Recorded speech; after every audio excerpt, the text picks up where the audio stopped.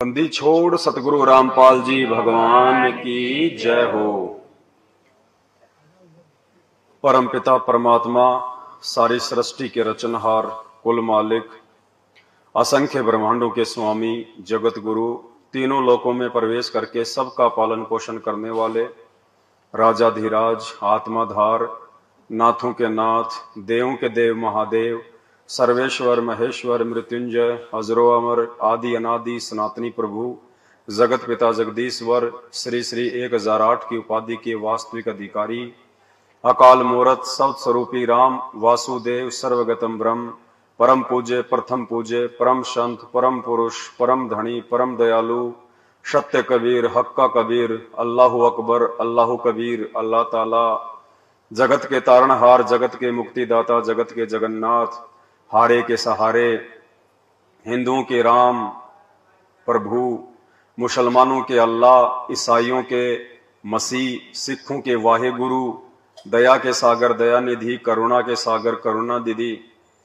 असली मर्यादा पुरुषोत्तम संत शिरोमणि सतगुरु रामपाल जी परमेश्वर जी के चरण कमल में देश विदेश से हम सभी सत्सेवक भाई बहनों का अनंत कोटि दंडवत प्रणाम।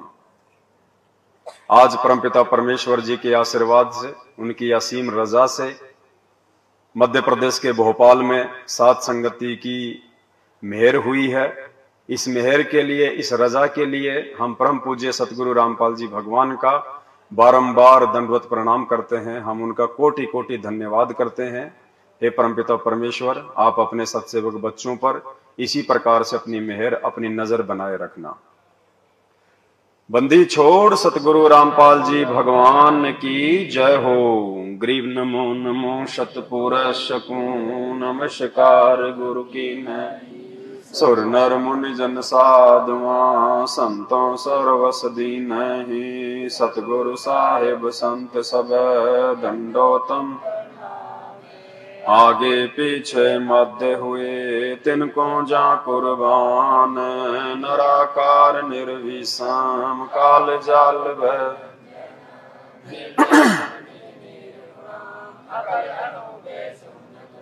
सोहम सुरति समापतम, सकल समाना नीरतल, उजल हिरंबर हरदम बेपरवा,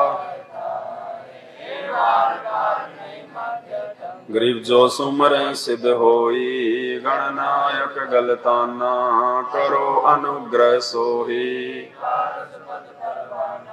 आदि गणेश मनाऊं, गणनायक देवन देवा, चरण कमल लो ल्याऊं, आदि अंत करूं सेवा, परम शक्ति संग हृदय सिद्धि दाता,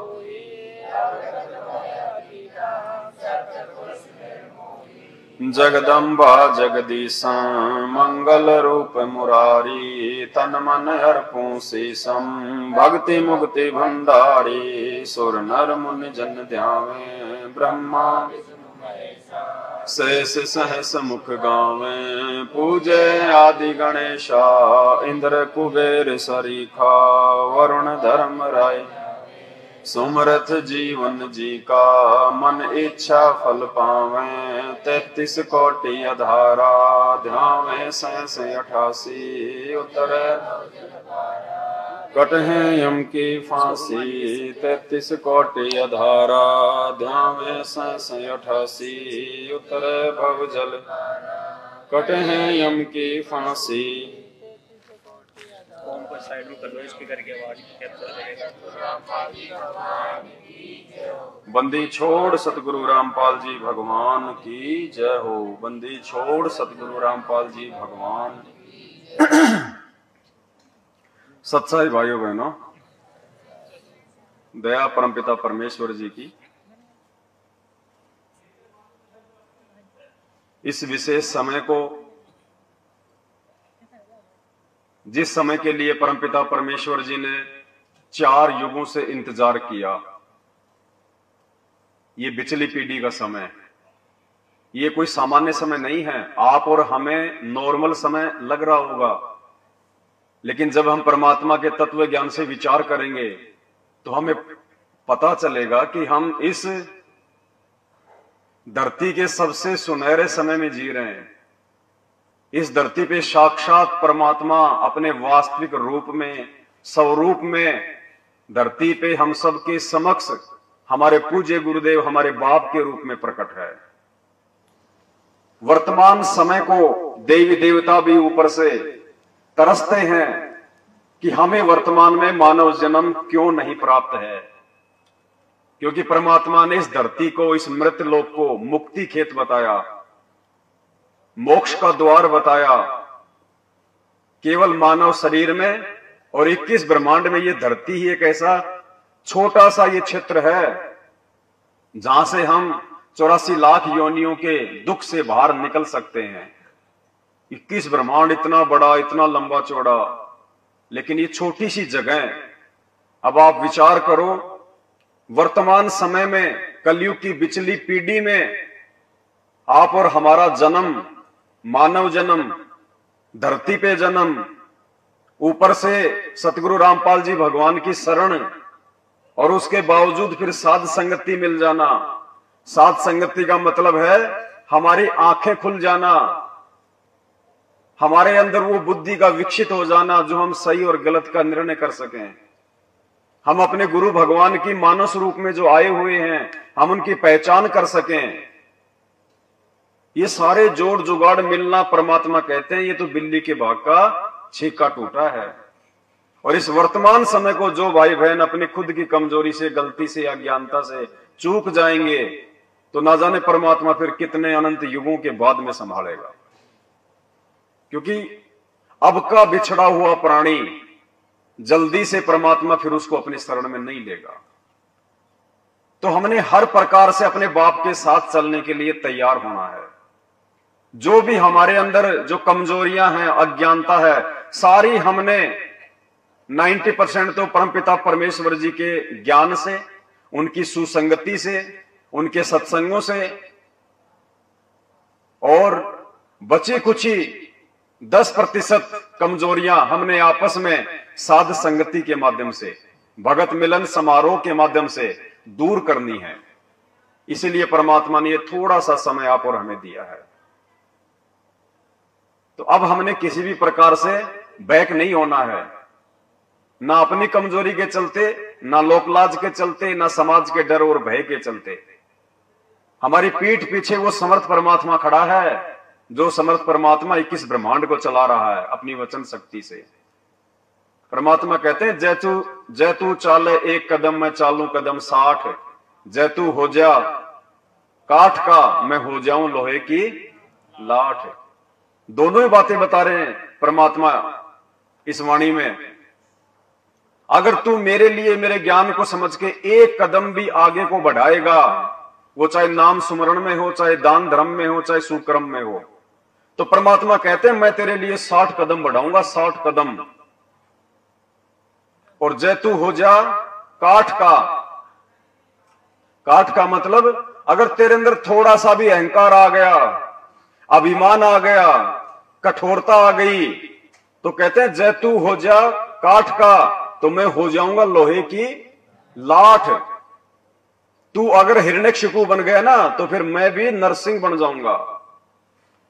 दोनों तरफ से परमात्मा हमें आगाह कर रहे हैं। भगत के लिए वो भगवान है और दुष्ट के लिए वो राम है, श्री कृष्ण है वो। तो सारी कमजोरियां हमने दूर करनी है। देखो हम आपस में सब भाई बहन हैं। अगर कोई एक भाई बैठ के बीच में अगर अपने छोटे भाई बहनों को अगर समझाता है, तो इसमें उस भगत का कोई श्रेय नहीं होता है। कुछ लोग अपनी कमजोरी के चलते, अपनी छोटी सोच के चलते मीन मेख निकालने लग जाते हैं। ये हमारी कहीं न कहीं ज्ञान की कमजोरी है, ये हमारी बुद्धिमत्ता की ये कमजोरी है। हमने तो फायदा उठाना चाहिए। अरे हम लोग स्कूल में जाते थे, हम पढ़ाई किया करते थे, टीचर हमारे को जो है पढ़ाया करता था। टीचर के पढ़ाने के बाद में यदि कोई हमारा साथी हमारी मदद कर देता था उसी विषय को लेके, तो हम उसको कोई टीचर थोड़ी समझते थे, हम उससे कोई द्वेष थोड़ी करते थे। हम तो मौका देखते थे कि कौन ऐसा विद्यार्थी है, कौन ऐसा मेरा सहपाठी है जो टीचर के पढ़ाने के बाद मुझे और अच्छे से इस चीज को मुझे समझा दे। हम लोग उस चीज का फायदा उठाया करते थे उस भगत का। हम उससे मनमुटाव नहीं किया करते थे कि अपने आप में ज्यादा सियाना समझ रहा है, अपने आप में ज्यादा पढ़ंतरी हो रहा है। हम लोग उसका फायदा उठाते थे कि अगर मैं इसे थोड़ी बहुत सहायता प्राप्त कर लूंगा तो टीचर के डंडे खाने से बच जाऊंगा। तो ठीक वो स्थिति यहां पे है। ये सत्संग हमारा एक मतलब विद्यालय है। सतगुरुदेव भगवान हमारे टीचर हैं, हमारे प्रिंसिपल हैं। हम सब भाई बहन आपस में सहपाठी हैं। हमने तो एक दूसरे का सहारा लेके भक्ति मार्ग में आगे बढ़ना है। तो मन में कभी भी ये चीज नहीं रखनी, और जिसके मन में ये चीज आ गई, जरा सी भी आ गई, जरा सी भी, उसी समय परमात्मा सात संगति से नीचे गिरा देगा। और सात संगति से नीचे गिरा हुआ इंसान नहीं उठ पाएगा, वो कितना ही प्रयास कर लो, क्योंकि ये फाइनल मौका दिया हमें परमात्मा ने। इस समय की महत्वता का भाई और बहनों हमें आगे चल के मालूम पड़ेगा, जब गुरुजी आ जाएंगे और फिर परमात्मा चेक करेगा ना वो कॉपी कि तुमने क्या लिखा मेरे पीछे से। उस समय हमें पता चलेगा इन बातों का। तो हमने कोई भी अपनी जो है कमजोरी जाहिर नहीं करनी है। ना यहां पे कोई गुरु है, ना यहां पे आपको कोई आदेश देने वाला है, ना कोई आपके ऊपर कोई सरपंच है, ना कोई कोऑर्डिनेटर है। यहां पे सब भाई बहन हैं। आगे बढ़ना हमारे को, पीछे बैक नहीं होना। अब परमात्मा की महिमा करते हैं, एक शब्द गाते हैं गुरुदेव भगवान का। सतगुरु रामपाल जी भगवान की जय हो, भगवान की जय हो। बंदी छोड़ सतगुरु रामपाल जी भगवान की। तुम मिलके संगत सारी, जय बोलो बंदी छोड़ किए। तुम मिलके संगत सारी, जय बोलो बंदी छोड़ किए। तुम मिलके संगत सारी, जय बोलो बंदी छोड़, जय बोलो बंदी छोड़ की, जय बोलो बंदी छोड़ की, जय बोलो बंदी छोड़ की, जय बोलो बंदी छोड़ की। तुम मिलके संगत सारी, जय बोलो बंदी छोड़ की। तुम मिलके संगत सारी, जय बोलो बंदी छोड़। अग्नि में प्रहलाद बचाया, थारा नाम बिसारा ना। अग्नि में प्रहलाद बचाया, तारा नाम बिसारा ना। जो सतगुरु थारे दर पे आ गया, किसे वक्त भी हारा ना। जो सतगुरु थारे दर पे आ गया, किसी वक्त भी हारा ना। थारी महिमा अपरम पारी, जय बोलो बंदी छोड़ की। थारी महिमा अपरम पारी, जय बोलो बंदी छोड़ की। तुम मिलके संगत सारी, जय बोलो बंदी छोड़ की। तुम मिलके संगत सारी, जय बोलो बंदी छोड़ की। अब देखो हमें परमात्मा क्या कह रहे हैं इस शब्द के माध्यम से। ये सारे जो काम हैं ये परमात्मा पहले अपने भक्तों के लिए ये कर चुके हैं। अग्नि में प्रहलाद बचाया, यानी ये भगत ऐसी ऐसी महान आत्माएं पहले हो चुकी हैं। उन आत्माओं के ये किस्से कहानियां परमात्मा हमें दृढ़ता के लिए, विश्वास के लिए ये शब्द बना के गा रहे हैं। अब भाइयों और बहनों हमने भी वही कर्म करने हैं, उस प्रहलाद के जैसे, मीराबाई के जैसे, ताकि हमारे जाने के बाद में हजारों साल जब ये भक्ति मार्ग चले तो आने वाली आत्माओं के लिए आप और हम एक एग्जाम्पल बन जाएं। हमने वो कर्म करने हैं। इसीलिए तो परमात्मा ने हमारे को प्रहलाद जी की वो कहानी सुनाई, वो किस्सा सुनाया कि अगर विश्वास हो यदि अपने इष्ट पे तो प्रहलाद के जैसा होना चाहिए। 84 प्रकार की यातनाएं उस प्रहलाद को दी गई थी, 84 प्रकार की। लेकिन उसने हार नहीं मानी, घबराए नहीं। वो 10 साल का बच्चा, छोटा सा, दृढ़ रहा, वो अडिग रहा। 84 प्रकार की यातनाएं, जबकि आज तो हमारे सामने वो परिस्थितियां भी नहीं है। अगर उस प्रहलाद के जैसी एक भी अग्नि परीक्षा परमात्मा आप और हमारी ले ले, एक भी दिखाई नहीं दे, एक भी, तो सोचो आप और हम कहां खड़े हैं इस भक्ति मार्ग में। हमने कितना तैयार होना है। और उसके बाद फिर परमात्मा ने हमें फिर नया रक्षा मंत्र दिया और क्या कहा, सतगुरु शरण शरणाई, शरण गए कछु भय नहीं व्यापे, काल जाल भय मिट जाही, रोग शोग छल छिद्र न व्यापे, सन्मुख ना ठहराई, और जहर अग्नि तन निकट नहीं आवे, दूरी जात रंगाई, वीर बेताल बाण नहीं लागे, यम के कोट ढहाई, 98 पुण्य मुठ ना लागे, उल्ट तही दर खाई, बैर करे सोए दुख पावे, सुरती शब्द। आज भी परमात्मा हमें गारंटी दे रहे हैं, अगर तुम मर्यादा में रहोगे, नियमों पे चलोगे, गुरु को भगवान मान के चलोगे। देखो, गुरु को भगवान माने बिना तो हम मर्यादा में रह ही नहीं पाएंगे, हम दृढ़ कभी जिंदगी में हो ही नहीं पाएंगे। ये प्रथम नियम है। जिस दिन हमने सतगुरु रामपाल जी परमेश्वर को परमेश्वर मान लिया, भाई ये तो परमेश्वर है ही, लेकिन हमने मानना है इनको परमेश्वर।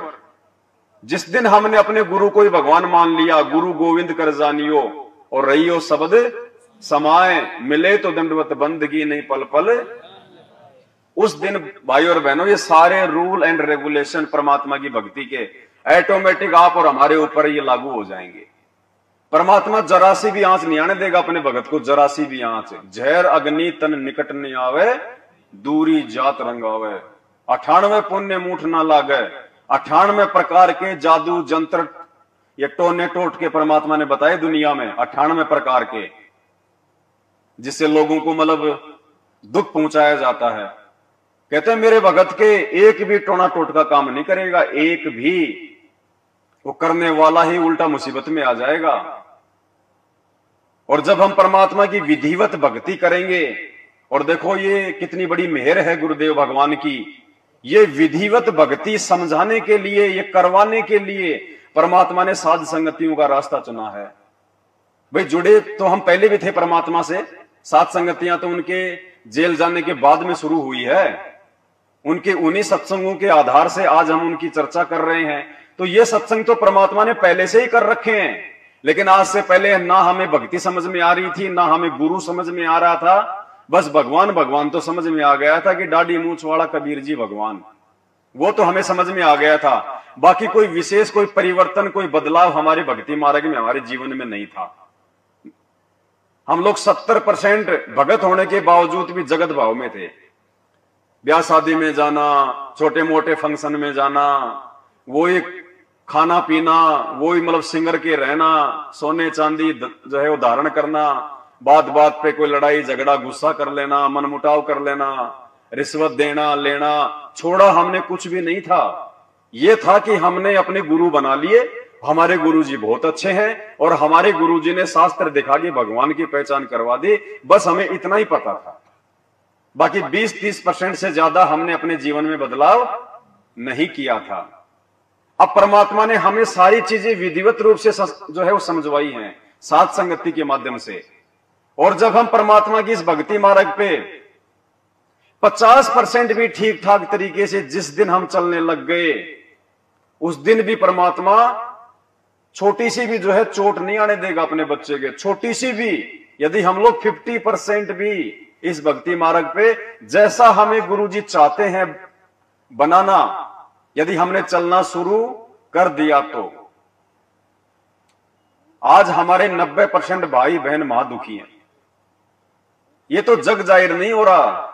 भगत लोग आपस में किसी से चर्चा नहीं करते कि गुरुजी की बदनामी होगी, बेइज्जती होगी, इनके आश्रमों में लोग मर रहे हैं, बाहर ये खबर नहीं आने देते।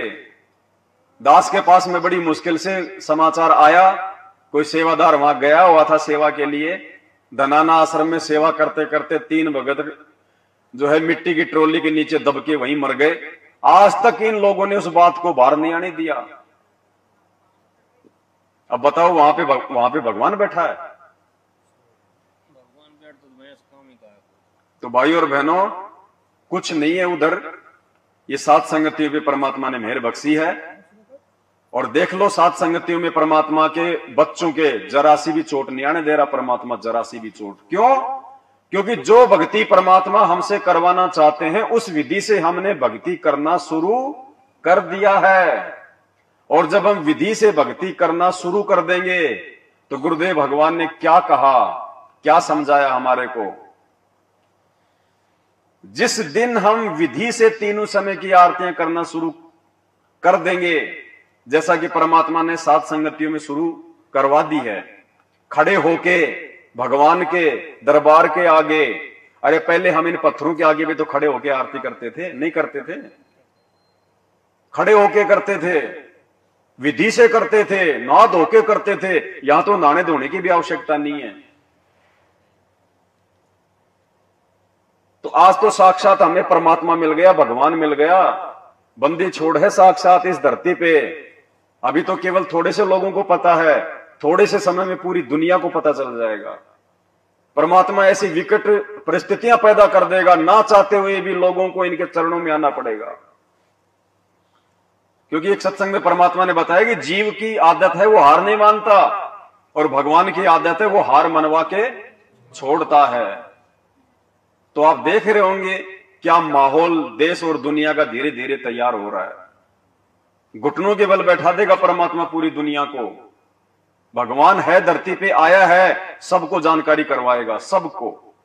कोई भक्ति करे ना करे ये उसके संस्कार, लेकिन ये परमात्मा सब तक संदेशा पहुंचा देगा कि धरती पे ये यदि कोई देव है, यदि कोई परम शक्ति है, तो सतगुरु रामपाल जी भगवान है।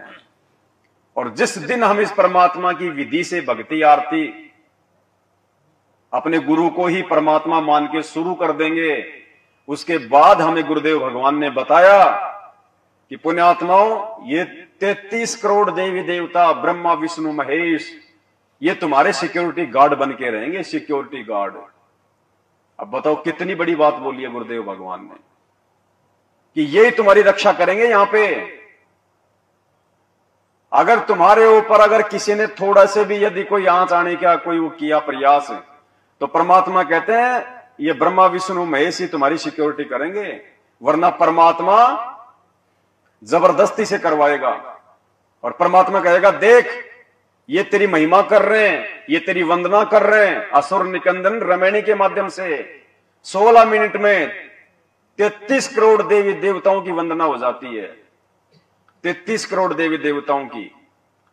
उसके बाद में मजबूरन ये हमारे को चाहते हुए भी जो है ये कोई दुख नहीं दे सकते। तो फिर हमें भय किस बात का भाई, हमारे को डर किस बात का? इतना समर्थ परमात्मा जिसके आदेश से देवी देवता भी हमारी सिक्योरिटी में। तो भाइयों और बहनों, हम कोई छोटी मोटी आत्मा नहीं है।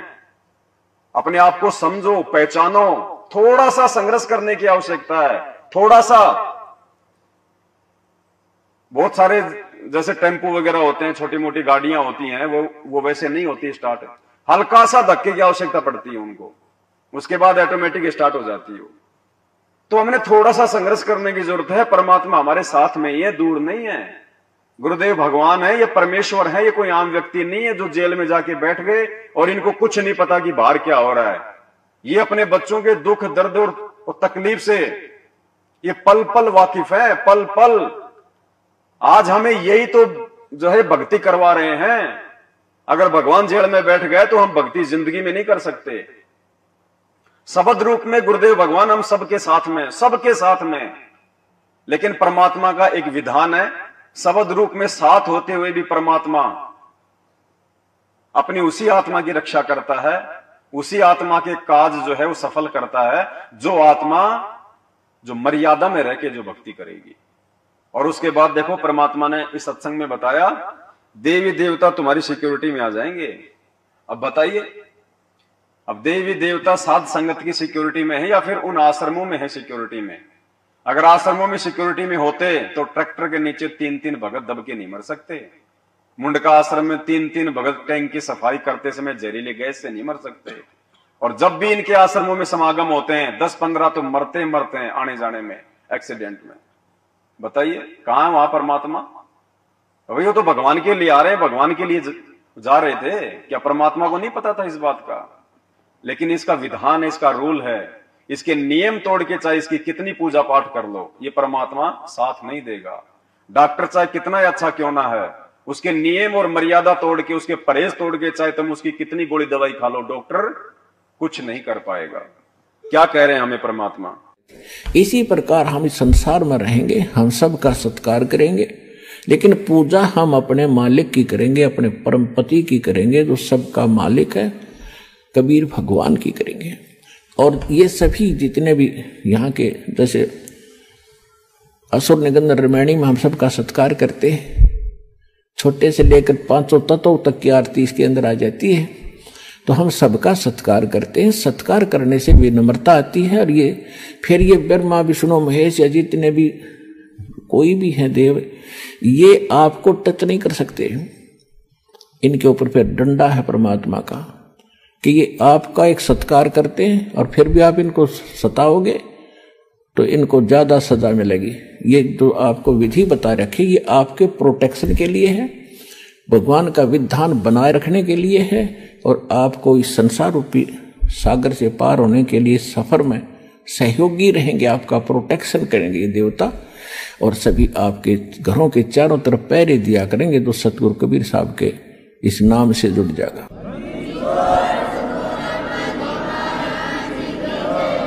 क्योंकि जैसे कोई प्रधानमंत्री या राष्ट्रपति का कोई नुमाइंदा है, कई शहर में रह रहा है, तो उसकी सुरक्षा और उसकी इज्जत की रक्षा, धन की रक्षा करना वहां के मुख्यमंत्री की जिम्मेवारी होती है।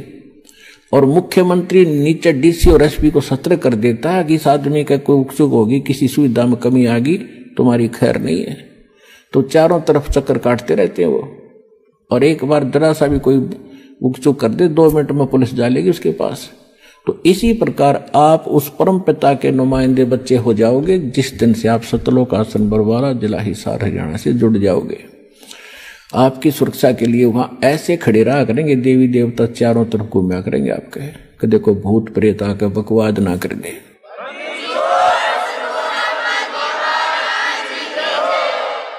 तो भाइयों और बहनों, ये समर्थ का वचन है, ये किसी आम व्यक्ति के शब्द नहीं है।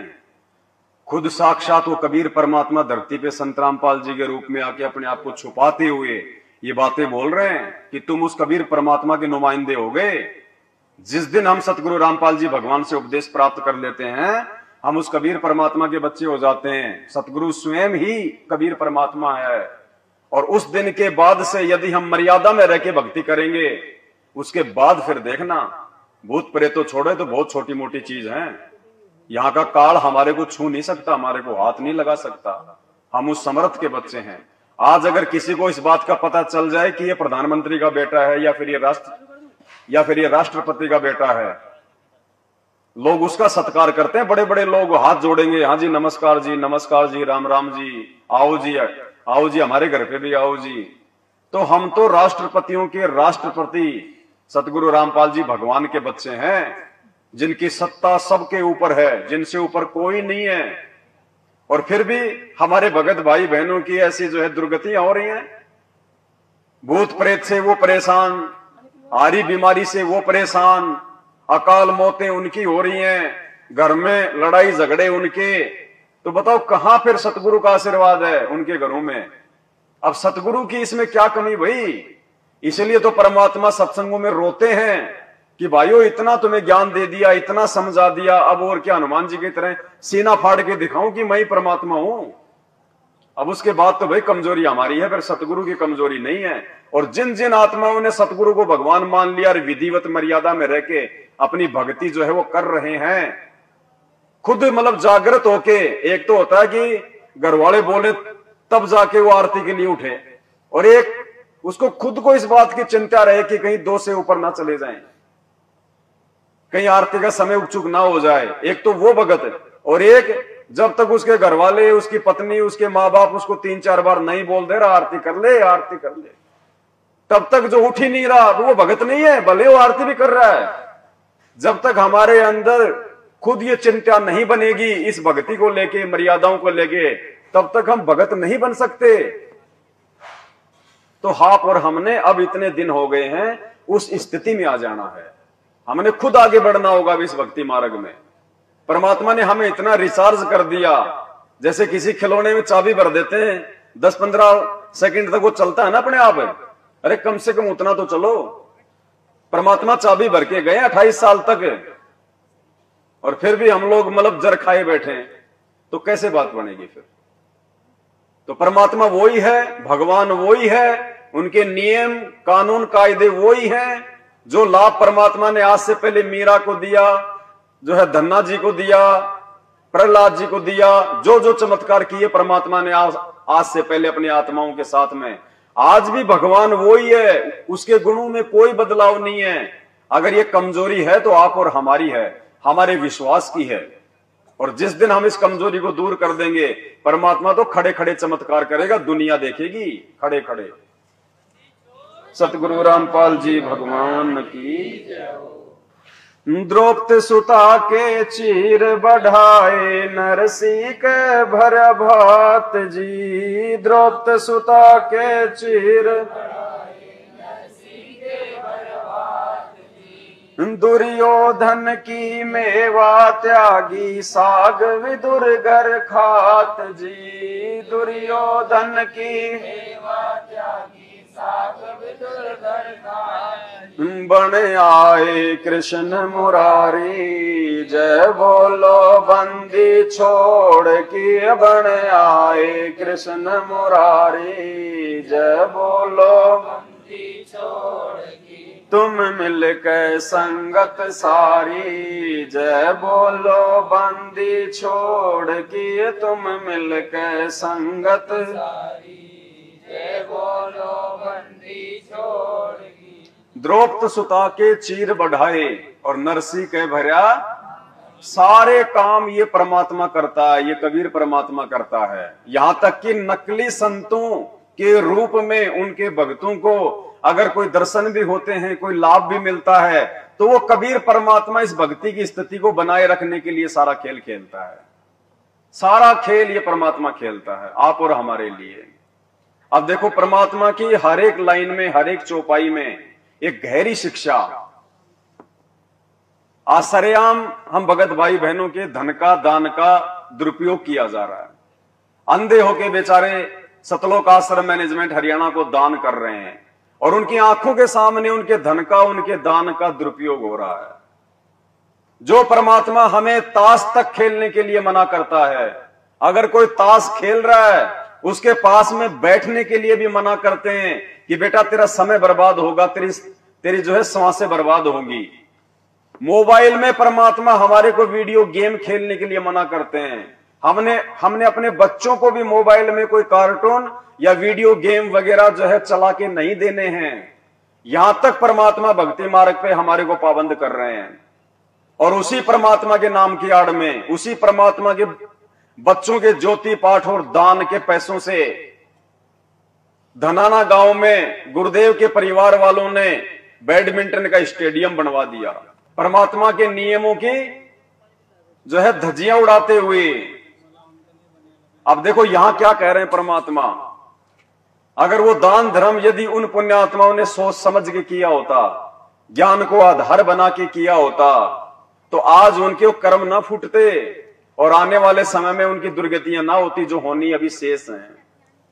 द्रौपदी सुता के चीर बढ़ाए, क्यों बढ़ाए परमात्मा ने द्रौपदी के चीर? द्रौपदी ने कोई परमात्मा के परिवार वालों को दान धर्म नहीं किया था। द्रौपदी ने किसी ऐरे गहरे को दान धर्म नहीं किया था। द्रौपदी ने कोई अपने भगत भाई बहनों को दान नहीं किया था। द्रौपदी ने एक सुपात्र को दान किया था, पूर्ण परमात्मा को जो है वो दान किया था। आवश्यकता पड़ने पर उन्होंने दान किया था। देखा देखी में नहीं किया कि आश्रमों में पाठ चल रहे हैं, चलो मैं भी पाठ करवा दूं। मेरे कोऑर्डिनेटर का यह आदेश आ गया दान करो, चलो मैं भी जो है दान कर देता हूं। क्या बताया हमें परमात्मा ने? द्रौपदी ने अंधे महात्मा को, और अंधा महात्मा कौन था? खुद वो कबीर परमात्मा। जब द्रौपदी जनाना घाट पे नहाने के लिए जा रही थी अपनी सहेलियों के साथ में, उधर से वो कबीर परमात्मा नदी में एक अंधे महात्मा का रोल करके नहाने के लिए जो है वो नदी में उतर गया। और परमात्मा ऐसी लीला कर रहे हैं, हाथ मार रहे हैं ऐसे बिल्कुल अंधे की भूमिका में, जैसे उनका कुछ खो गया हो। द्रौपदी ने देखा भाई महाराज जी नदी में क्यों खड़े हैं, और बाद में जब उसने अपने ध्यान दृष्टि से देखा कि भाई महाराज जी तो बिल्कुल निवस्त्र हैं, लगता है इनका कपड़ा जो है पानी में बह गया और ये शर्म के मारे बाहर नहीं आ रहे। द्रौपदी ने अपनी साड़ी फाड़ी, अपनी साड़ी थोड़ी थोड़ी साड़ी फाड़ के उसके पास में भेजने लगी, लेकिन वो कपड़ा उसके हाथ में नहीं लगा। ध्यान से सुनना, देखो कितना बड़ा रहस्य है। और परमात्मा ने बताया कि द्रौपदी ने 8 बार अपनी साड़ी को फाड़ के अंधे महात्मा के पास में वो टुकड़ा भेजने का प्रयास किया, लेकिन वो टुकड़ा उसके पास में नहीं पहुंचा। लास्ट में उसने बड़ी सी एक लकड़ी ली, अपनी साड़ी फाड़ के वो टुकड़ा उसमें फंसा के और उसके हाथ के पास में कर दिया जहां वो हाथ मार रहा था। वो एक टुकड़ा साड़ी का, वो एक लीर उस अंधे महात्मा को हाथ लगी। और परमात्मा ने जब द्रौपदी का चीर बढ़ाया तो गुरुदेव ने अपने सत्संग में क्या बताया कि उस एक लीर के कारण और हो गए चीर अपार, जय मैंने पहले बेरा होता मैं देती सब कुछ। फिर उस सत्संग में गुरुजी हमें समझा रहे हैं विशेष तौर से कि वैसे तो द्रौपदी ने लगभग पूरी साड़ी फाड़ दी थी, लेकिन अंधे महात्मा के केवल एक लीर हाथ लगी, केवल एक टुकड़ा, और उसी एक टुकड़े के प्रतिफल में परमात्मा ने उसके चीर बढ़ाए। तो भाई और बहनों, द्रौपदी ने दान तो साड़ी का किया था, जो टुकड़े महात्मा के हाथ नहीं लगे वो भी तो दान ही किया था उसने, लेकिन परमात्मा ने उस दान को दान में नहीं गिना। जो दान सुपात्र के हाथ में नहीं गया, जो दान सुपात्र के हाथ नहीं लगा, वो दान नहीं होता। तो आज हमारे गुरुदेव भगवान तो जेल में बैठे हैं, उनको 2 टाइम का खाना, 2 जोड़ी कपड़ा सरकार दे रही है। आप और हम दान धर्म कहां कर रहे हैं? आप और हमारा ज्योति पाठ का पैसा कहां जा रहा है? सुपात्र के हाथ नहीं लग रहा। इसी कारण दान धर्म करते करते भी जो है आज किसी को भी सद्बुद्धि नहीं आ रही, किसी को भी। उनकी आंखों के सामने उसी गांव धनाना में स्टेडियम बना दिया, और लेकिन कोई चुकार भी नहीं रहा, कोई बोल भी नहीं रहा। और जब वही मैनेजमेंट वाले उस स्टेडियम का वीडियो बना के यूट्यूब पे डालते हैं, तो वही अंधभगत नीचे लिखते हैं वो कमेंट्स में, जय बंदी छोड़ की, जय बंदी छोड़ की, आने वाले समय में स्टेडियम ये हम भक्तों के काम आएगा। हाँ जी, कमेंट्स में लिख रहे हैं वो। एक भगत ने कमेंट्स में लिखा क्या ये स्टेडियम गांव वालों के लिए बनाया है? तो दूसरा भगत बोला अभी तो गांव वालों के लिए है, आने वाले समय में हम भक्तों के काम आएगा। मतलब बुद्धि ऑफ, कुपात्र को दान देने के चलते, साध संगति के अभाव के चलते। देखो क्या कह रहे हैं परमात्मा। भाई और बहनों, ये छोटी मोटी बातें नहीं हैं। गुरुजी किसी को भी अलग से बैठा के कोचिंग नहीं देंगे। परमात्मा ने जो भी कुछ कहना होगा अपने सत्संगों में कहेंगे, सामूहिक रूप से कहेंगे, सार्वजनिक रूप से कहेंगे। निष्कर्ष आप और हमने निकालना पड़ेगा, आप और हमने। समुद्र में हीरे मोती होते हैं, लेकिन जो गोताखोर होते हैं वो ही निकाल पाते हैं, बाकी समुद्र किसी को निकाल के नहीं देता अपनी तरफ से। तो सुनो ध्यान से परमात्मा का सत्संग जो परमात्मा ने द्रौपदी के ऊपर किया है, और क्या समझा रहे हैं परमात्मा हमें सत्संग के माध्यम से। हमें निष्कर्ष निकालना पड़ेगा। घर पे भी जब हम परमात्मा के सत्संग सुनते हैं तो हमने बहुत ध्यान से सुनना है परमात्मा का सत्संग।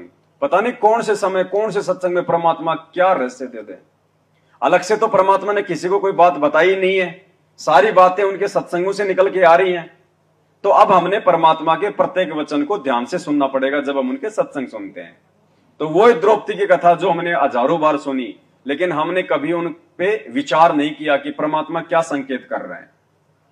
तो सुनो क्या कह रहे हैं परमात्मा कि उस अंधे महात्मा को केवल एक टुकड़ा साड़ी का हाथ लगा था, बाकी तो द्रौपदी ने पूरी साड़ी की साड़ी फाड़ के फेंक दी थी, लेकिन वो एक लीर हाथ लगी, उसी एक टुकड़े के प्रतिफल में परमात्मा ने उसकी जो है उसकी साड़ी को बढ़ाया था। धर्म बिना धापे नहीं ये प्राणी प्रपंच, आस बिरानी क्यों करत न दिया हो तो संच। एक दिन पहले दान किया तो आज मिलेगा, अन्यथा चाहे सिर पटक ले, चाहे कितने किसी प्रकार की तू अन्य साधना कर ले। हाँ, ये मान लीजिए तेरे भाग्य में नहीं है, पूर्व में दान नहीं कर पाया, तो अब आपको तरीका बताया जा रहा है, ऐसे कीजिए। प्रमाण है कि जैसे द्रौपदी ने उसी जन्म में एक अंधे महात्मा को एक बिल्हातानी अर्थात 8-9 इंच का एक कपड़ा लंगोट टाइप कोपीन टाइप बनाकर पाड़ कर दिया था। यानी वैसे तो उसने लगभग सारी साड़ी पाड़ कर डाल दी थी नदी में। अंधा महात्मा था, हाथ नहीं लग गया, वह एक लकड़ी का लपेट कर उसके हाथ का लगा दिया। अर्थात उस इतने के कपड़े का दान का इसी जन्म में भी परमात्मा ने उसको लाभ दे दिया, क्योंकि वो सुपात्र को दान किया गया था। वो परमात्मा कहता है कि जो जन मेरी शरण है ताका हूं मैं दास, गेल गेल ला गया फिरूं जब तक धरती आकाश। तो क्या कह रहे हैं यहाँ पे गुरुदेव भगवान? वैसे तो द्रौपदी ने पूरी लगभग साड़ी ही फाड़ के दान कर दी थी, लेकिन अंधे महात्मा के तो छोटा सा टुकड़ा हाथ लगा, छोटा सा टुकड़ा, और उसी के प्रतिफल में उसके चीर बढ़ाए परमात्मा ने। दुशासन 1000 हाथियों जितनी पावर थी, पसीने आ गए उसके। तो ये परमात्मा ने हमारे को दान करने का ठीक ठिकाना बताया। मैं तो बताया परमात्मा ने कि सुपात्र को दान धर्म किया जाता है, कुपात्र को नहीं किया जाता। और क्यों आज उन लोगों की दुर्गतियां हो रही हैं जो उनके पीछे चल रहे हैं आंख बंद करके? परमात्मा ने हमारे को बताया कि भगत को जो है पंचायती होना चाहिए, भगत को सच कहने वाला होना चाहिए, सही और गलत का निर्णय करने वाला होना चाहिए भगत को। मालिक ने एग्जाम्पल दिया, महाभारत के युद्ध में भीष्म पितामह, द्रोणाचार्य और कर्ण, इनका शरीर बाणों से छलनी क्यों कर दिया गया? ये तो इतने महान योद्धा थे, उसके बावजूद भी उनकी ऐसी दुर्गति से मौत क्यों हुई? तो परमात्मा ने बताया कि महाभारत के युद्ध में उन्होंने सच को सच नहीं कहा, आंखों के सामने उनके जो है वो गलत होता रहा, उसके बावजूद उन्होंने सभा में खड़े होके सच कहने की, सही कहने की, जो है सत्य का पक्ष करने की उन्होंने हिम्मत नहीं दिखाई, जिस कारण से आगे चल के उनकी ये दुर्गति। तो परमात्मा ये सत्संग हमें क्यों सुना रहे हैं भाई? हमें क्या मतलब है? परमात्मा ने इसलिए सुनाए कि आगे चल के तुम्हारे सामने भी वो धर्म संकट की स्थिति पैदा होगी। वो महाभारत मेरी संगत में भी होगा, और उस समय तुम क्या करोगे? तुम महात्मा विदुर की भूमिका निभाओगे या फिर भीष्म, द्रोण और कर्ण वाली भूमिका निभाओगे? तो मालिक कहते हैं कि महाभारत के युद्ध में कहीं ना आडी तिथि, और जिसके कारण उस युद्ध में उन तीनों के साथ में ऐसी बीती। तो ये शिक्षा परमात्मा आप और हमें दे रहे हैं कि भगत को एक पंचायती भी होना चाहिए, बात कहो तो सत्य कहो, अन्यथा वहां से उठ के चल दो, फिर बैठने की आवश्यकता नहीं है। भीष्म पितामह और द्रोणाचार्य, इन्होंने महाभारत के समय इनके साथ कैसी दुर्गति से मरे ये तीनों के तीनों। तो क्या कहते हैं कि द्रौपदी चीर हरण में उन्होंने कहीं न आडी तिथि, अर्थात महाभारत में उनके ऐसी बीती। भीष्म पितामह बाणों से छान दिया गया और पड़ा पड़ा कर रहा, उसके अंदर रो रहा है, पता नहीं कितने दिन में जाकर उसके प्राण निकले। ऐसे द्रोणाचार्य की मृत्यु हुई, ऐसे कर्ण को बाणों से छान दिया गया था। तो पुण्यात्माओं कहा कि द्रौपदी चीर हरण में कहीं न आडी तिथि, उन्होंने कुछ भी नहीं बोले, तात महाभारत में उनके साथ ऐसी बीती। तो पुण्यात्माओं हमने एक नेक इंसान भी बनना है, अपने जो सामाजिक व्यवहार के अंदर भी हमने खरा होना है, अपने कर्म बिगड़न नहीं देने। ठीक है, कहीं जाना पड़े तो 10 आदमी इकट्ठे हों तो सच्ची बात कहे, मानने तो ठीक से ना उठ के चला जा, अपने कर्म धर्म बिगाड़ियो ना। कहते तुमने धर्म उस दरगाह का मैल नहीं देखा, धर्मराज के तिल तिल का लिखा। आपकी सोच का भी अकाउंट होगा। अब बताओ, उस धनाना आश्रम में मिट्टी से भरी हुई ट्रॉली के नीचे 3 भगत दब के मरे, तो ये थोड़ी है कि वो दबते ही मर गए, 2-3 मिनट लगी होंगी, सांस उनका घुटा होगा, वो तड़पे होंगे। तो इन भक्तों के तो भीष्म पितामह से भी भयंकर दुर्गति से मौत हुई है, सतगुरु की शरण में आने के बाद भी। कोरोना में हमारे हजारों भगत भाई बहन मरे कि नहीं मरे? ऑक्सीजन के अभाव से दम घुट घुट के मरे कि नहीं मरे? क्यों मरे भाई? वो तो सतगुरु के भगत थे, सतगुरु के भगत के लिए तो सतगुरु कहते हैं कि यम के दूत तो छोड़ो, धर्मराज हाथ नहीं लगा सकता मेरे भगत को, यमराज हाथ नहीं लगा सकता। अब धर्मराज से बढ़ के फिर और कौन आ गया यहाँ पे? वो तो मृत्यु का देवता भाई। सतगुरु के भगत को तो वो भी हाथ नहीं लगा सकता। और यहां तो यम के दूतों को ही आने की जरूरत नहीं पड़ रही, गुरु जी के परिवार वाले यम के दूत बन रहे हैं भक्तों के लिए। कहने का मतलब है परमात्मा का विधान क्यों टूट रहा है? टूट नहीं सकता, साध वचन पलटे नहीं चाहे पलट जाए ब्रह्मांड। गुरुजी ने जो अपने सत्संग में बोल दिया अपने भगत के लिए, वो उनका वचन है, लोहे की लकीर है, वो मिट नहीं सकती। फिर भी मिट रही है तो गलती भगत की है, सतगुरु की नहीं है। क्या बताया परमात्मा ने अपने भगत की जो है मृत्यु के विषय में? कबीर परमात्मा के भगत के बारे में आपको सत्संग में बहुत बार बताया है। कबीर परमेश्वर की जो या सत भक्ति जो करता है उसके निकट काल के दूत, यम के दूत तो बहुत दूर की बात है, यमराज नहीं आ सकता और धर्मराज नहीं आ सकता। आए हैं सो जावेंगे ये राजा रंग फकीरे, एक सिंहासन चढ़ चलो एक बंदे जात जंजीरे। तो भाई वहां तो धनाना में ना धर्मराज को आने की आवश्यकता पड़ी, ना यमराज को आने की पड़ी, ना ये धर्मराज के दूतों को आने की पड़ी। और दास इसीलिए तो बार बार कहता है भाई और बहनों कि वर्तमान में इस धरती पे काल स्वयं संत रामपाल जी के परिवार के रूप में उतरा हुआ है, लेकिन लोग सीरियस नहीं लेते इन बातों को और अपनी जान गंवा रहे हैं। 2022 में सात संगत से भाई बहनों की छटनी हुई। दास 1 साल से बोल रहा था कि 2022 लास्ट का समय, 2022 का लास्ट का समय सात संगति की छटनी का समय है। लोगों ने देखा ऐसे भोंक रहा है, और देख लो परमात्मा ने क्या खेल खेला, सबकी परीक्षा ले ली, दास की भी ले ली मालिक ने। तो ऐसा नहीं है भाई, मैं कोई अपनी मर्जी से नहीं बोलता सात संगति में आके, और ना मुझे अधिकार है, और अपनी मर्जी से बोलूंगा तो कोई पागल नहीं बैठे सामने जो मेरी हर बात को मान लेंगे। हर बार सात संगतियों को तोड़ने का प्रयास किया जाता है इस काल प्रेरणा से। ये केवल सत्य मार्ग से ही आत्माओं को भटकाता है, बाकी तो इसने भीड़ इकट्ठी कर रखी उन आश्रमों में जहां कोई ज्ञान नहीं, जहां कोई चर्चा नहीं, कोई सतगुरु की महिमा नहीं। उल्टा हमें वो लोग जो है दोष देते हैं कि तुम गुरु जी को भोग क्यों लगा रहे हो, तुम तो गुरु जी के श्राद्ध निकाल रहे हो। उनको इतना ही ज्ञान नहीं है, बताओ भोग लगाएं किसको लगाएं? अरे हम तो दाढ़ी मूछ वाले को लगा देंगे, लाके खड़ा कर दो हमारे सामने, कहां है? हम तो उसको लगा देंगे, लाओ कहां है? तो भाई और बहनों बिल्कुल अंधकार छाया हुआ है, अंधकार। आप और हम थोड़े बहुत जीव हैं जो इन चीजों को समझ पा रहे हैं। ये सद्बुद्धि परमात्मा ने ऑन कर रखी है, नहीं तो आप और हम भी उन्हीं भक्तों में से भगत हैं। ये विशेष मेहर है सतगुरुदेव भगवान की, सतगुरु रामपाल जी भगवान की। भक्तों के हितकारी बन के सबकी करो संभाल जी, भक्तों के हितकारी बन के सबकी करो संभाल जी। काशी जी में यज्ञ रचाई थारे नहीं मुके धन माल जी, काशी जी में यज्ञ रचाई थारे नहीं मुके धन माल जी। तन 9 लख बोडी डारी, जय बोलो बंदी छोड़ की, तन 9 लख बोडी डारी, जय बोलो बंदी छोड़ की, तुम मिलके संगत सारी, जय बोलो बंदी छोड़ की संगत सारी, जय बोलो बंदी छोड़ की।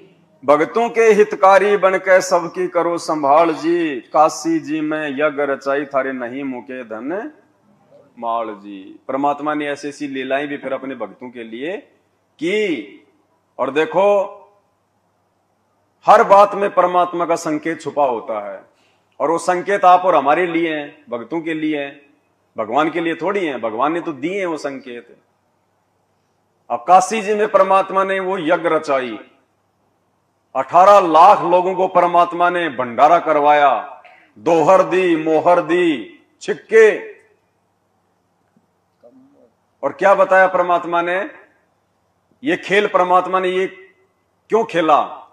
आने वाली पीढ़ियों को, अपने भक्तों को ये विश्वास दिलवाने के लिए कि यदि तुम उस परमात्मा पे पूर्णतया आश्रित होकर रहोगे, अपने गुरु के अलावा तुम किसी आन देव से, किसी से भी आध्यात्मिक क्षेत्र की कोई डिमांड नहीं करोगे, तो मुसीबत आने पे परमात्मा ऐसे तुम्हारी मदद करेगा जैसे आज मुझ गरीब की लाज रखी है। परमात्मा हमें संध्या आरती में क्या पढ़ाते हैं? साहूकार नहीं कोई जाके काशी नगर, यानी उस समय उस परमात्मा को, उस भंडारे के लिए कोई 2 रुपए, कोई 2 सेर आटा देने वाला कोई साहूकार भी नहीं था। साहूकार नहीं कोई जाके काशी नगर मंजारा, पूरी काशी में परमात्मा को कोई उधार देने वाला भी नहीं था, कोई साहूकार भी नहीं था। इतना गरीब था परमात्मा, लोगों की नजरों में इतना नीचा था। लेकिन परमात्मा ने क्या बताया कि मैंने रटना लगाई मेरे भगवान की, उस नाम की, मैंने विश्वास किया मैंने अपने परमात्मा के ऊपर, और फिर वो परमात्मा ऐसी समर्पित आत्मा के लिए कुछ भी कर सकता है। कल पे कारण कौन है तू कर सेवा निकाम, मन इच्छा फल देऊंगा जब पड़ेगा मेरे से। तो आज गुरुदेव भगवान हमें वही चीजें समझा रहे हैं कि जितना जल्दी और जितना तुम अपने गुरु के प्रति समर्पित हो जाओगे हर प्रकार से, उसके बाद देखना फिर परमात्मा भंडारे खोल देगा, भंडारे। अभी तक बताओ साथ संगत से जुड़े हुए चंद भाई बहनों के अलावा कौन है जो समर्पित है? कोई समर्पित नहीं है। समर्पित तो उस समय होंगे जब हमारे को पहचान होगी।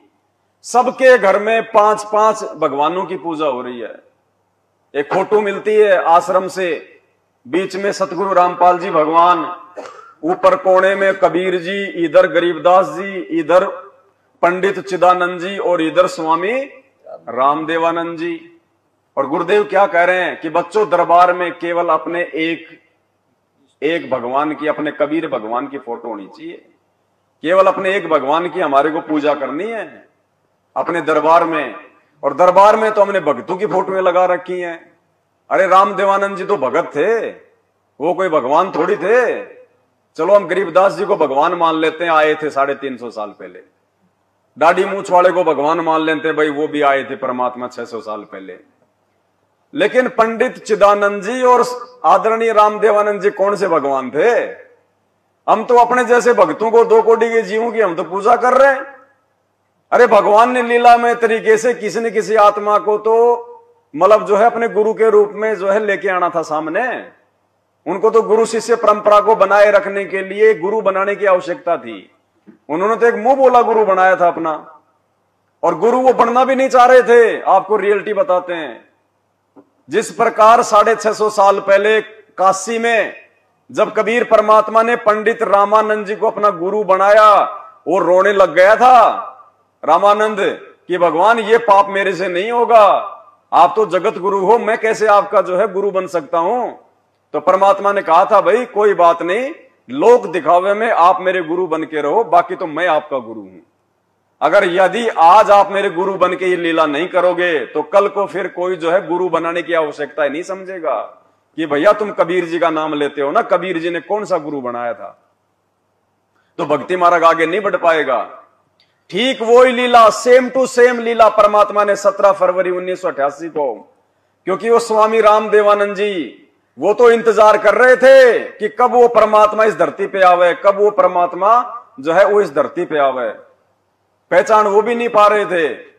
जब 17 फरवरी 1988 को सतगुरु रामपाल जी भगवान एक भगत की भूमिका में उनके पास में गए आश्रम में, तो भाई और बहनों ये सारी की सारी बातें परमात्मा और उनके बीच में ये गुप्त रूप में हुई थी। फिर सारी की सारी रामानंद जी नहीं चाह रहे थे कि मैं आपका गुरु बनूं, मैं आपका जो है वो गुरु बनूं, लेकिन परमात्मा ने सेम टू सेम वो लीला की। और परमात्मा ने फिर भेद दे दिया, संकेत दे दिया परमात्मा ने। ये पुस्तक है जब जब भूल पड़े, आप और हमारे घर में तो नहीं होगी, लेकिन मैनेजमेंट वालों के हर के घर में मिलेगी। और परमात्मा ने क्यों बंटवाई ये पुस्तक मैनेजमेंट वालों के घरों में, ये क्यों पहुंचाई? अभी तक तो लोगों को नहीं पता इसमें क्या क्या इसमें के अंदर रहस्य छुपे हुए हैं। लेकिन उन्होंने एक मतलब ईर्ष्या भाव में आके कि इसमें संजय और पवन के खिलाफ लिखा हुआ, बांट दो सबको, बांट दो सबको, सबके घर में बंटवा दी। अब इसमें क्या क्या संकेत दे रखे हैं परमात्मा ने अपने भगवान होने के विषय में। इसलिए दास चीखता है, चिल्लाता है। हालांकि मेरे तो ये पुस्तक बहुत बाद में हाथ लगी है, दास तो उससे पहले वीडियो बना चुका था कि ये रामदेवानंद जी कोई संत रामपाल जी के गुरु नहीं थे, ये तो परमात्मा ने लीला कर रखी है। देखो ये जब जब भूल पड़े पुस्तक है, पेज नंबर इसका 16 और 17। आप सब तो नहीं देख पाओगे, लेकिन जो आसपास बैठे हैं वो भाई देख लेना ताकि उनको विश्वास हो। स्वामी जी उस कुटी में 23 जनवरी 1997 तक रहे। 24 जनवरी को तलवंडी भाई पंजाब में गए, 25 जनवरी को विश्राम किया और 26 जनवरी 1997 को बैठे बैठे सतलोक चले गए दादा गुरु जी। सब आश्रमों की सुविधा त्याग कर अपने दास विदुर के पास आए। सतगुरु रामपाल जी भगवान कह रहे हैं कि सभी आश्रमों को त्याग के दादा गुरु जी मुझ दास के पास में आ गए थे लास्ट में। वहां जब देखा कि यथार्थ कबीर पंथ 13वां पंथ की नींव दृढ़ हो चुकी है तो सतलोक चले गए। जब उनका जिंद कुटिया में डेरा था, दास उनकी आज्ञा लेकर गांव में सत्संग व पाठ करने गया। सेवादारों को बताया था कि दास उस दिन आएगा, तब तक गुरुजी का ध्यान रखना। उस निश्चित दिन को दास कुछ लेट हो गया। देखो ये लीला की परमात्मा ने। गुरुजी ये गांव में सत्संग करने के लिए गए और भक्तों को बोल गए कि भैया मैं आऊंगा फलाने दिन, और तब तक तुम दादा गुरुजी का जो है ध्यान रखना। तो गुरुजी कह रहे हैं कि मैं जो टाइम बता के गया था कि मैं फलाने दिन आऊंगा, मैं थोड़ा सा आने में लेट हो गया।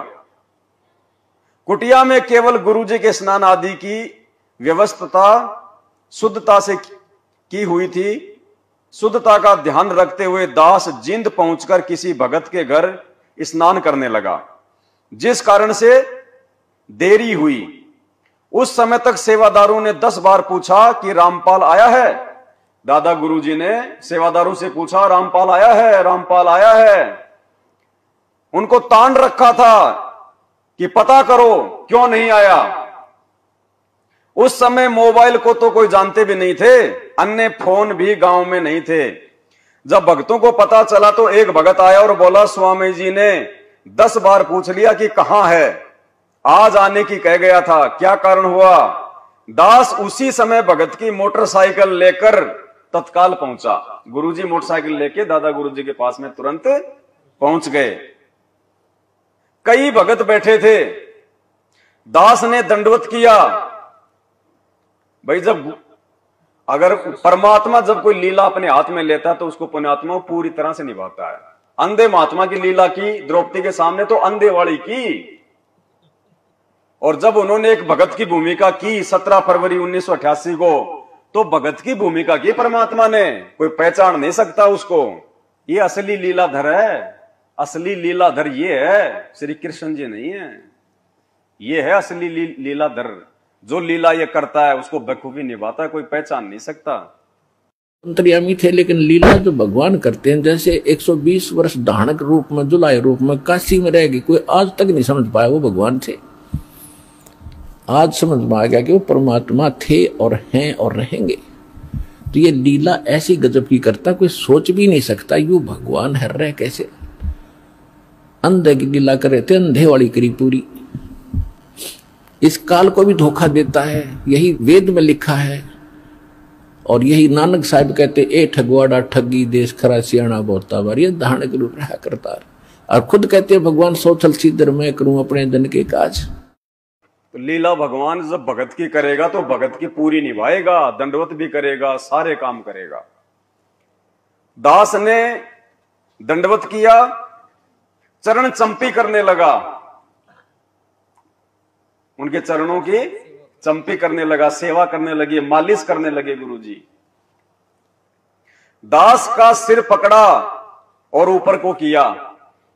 दादा गुरुदेव ने संत रामपाल जी का सिर पकड़ा और ऊपर किया, और सब भगत खड़े थे आसपास में।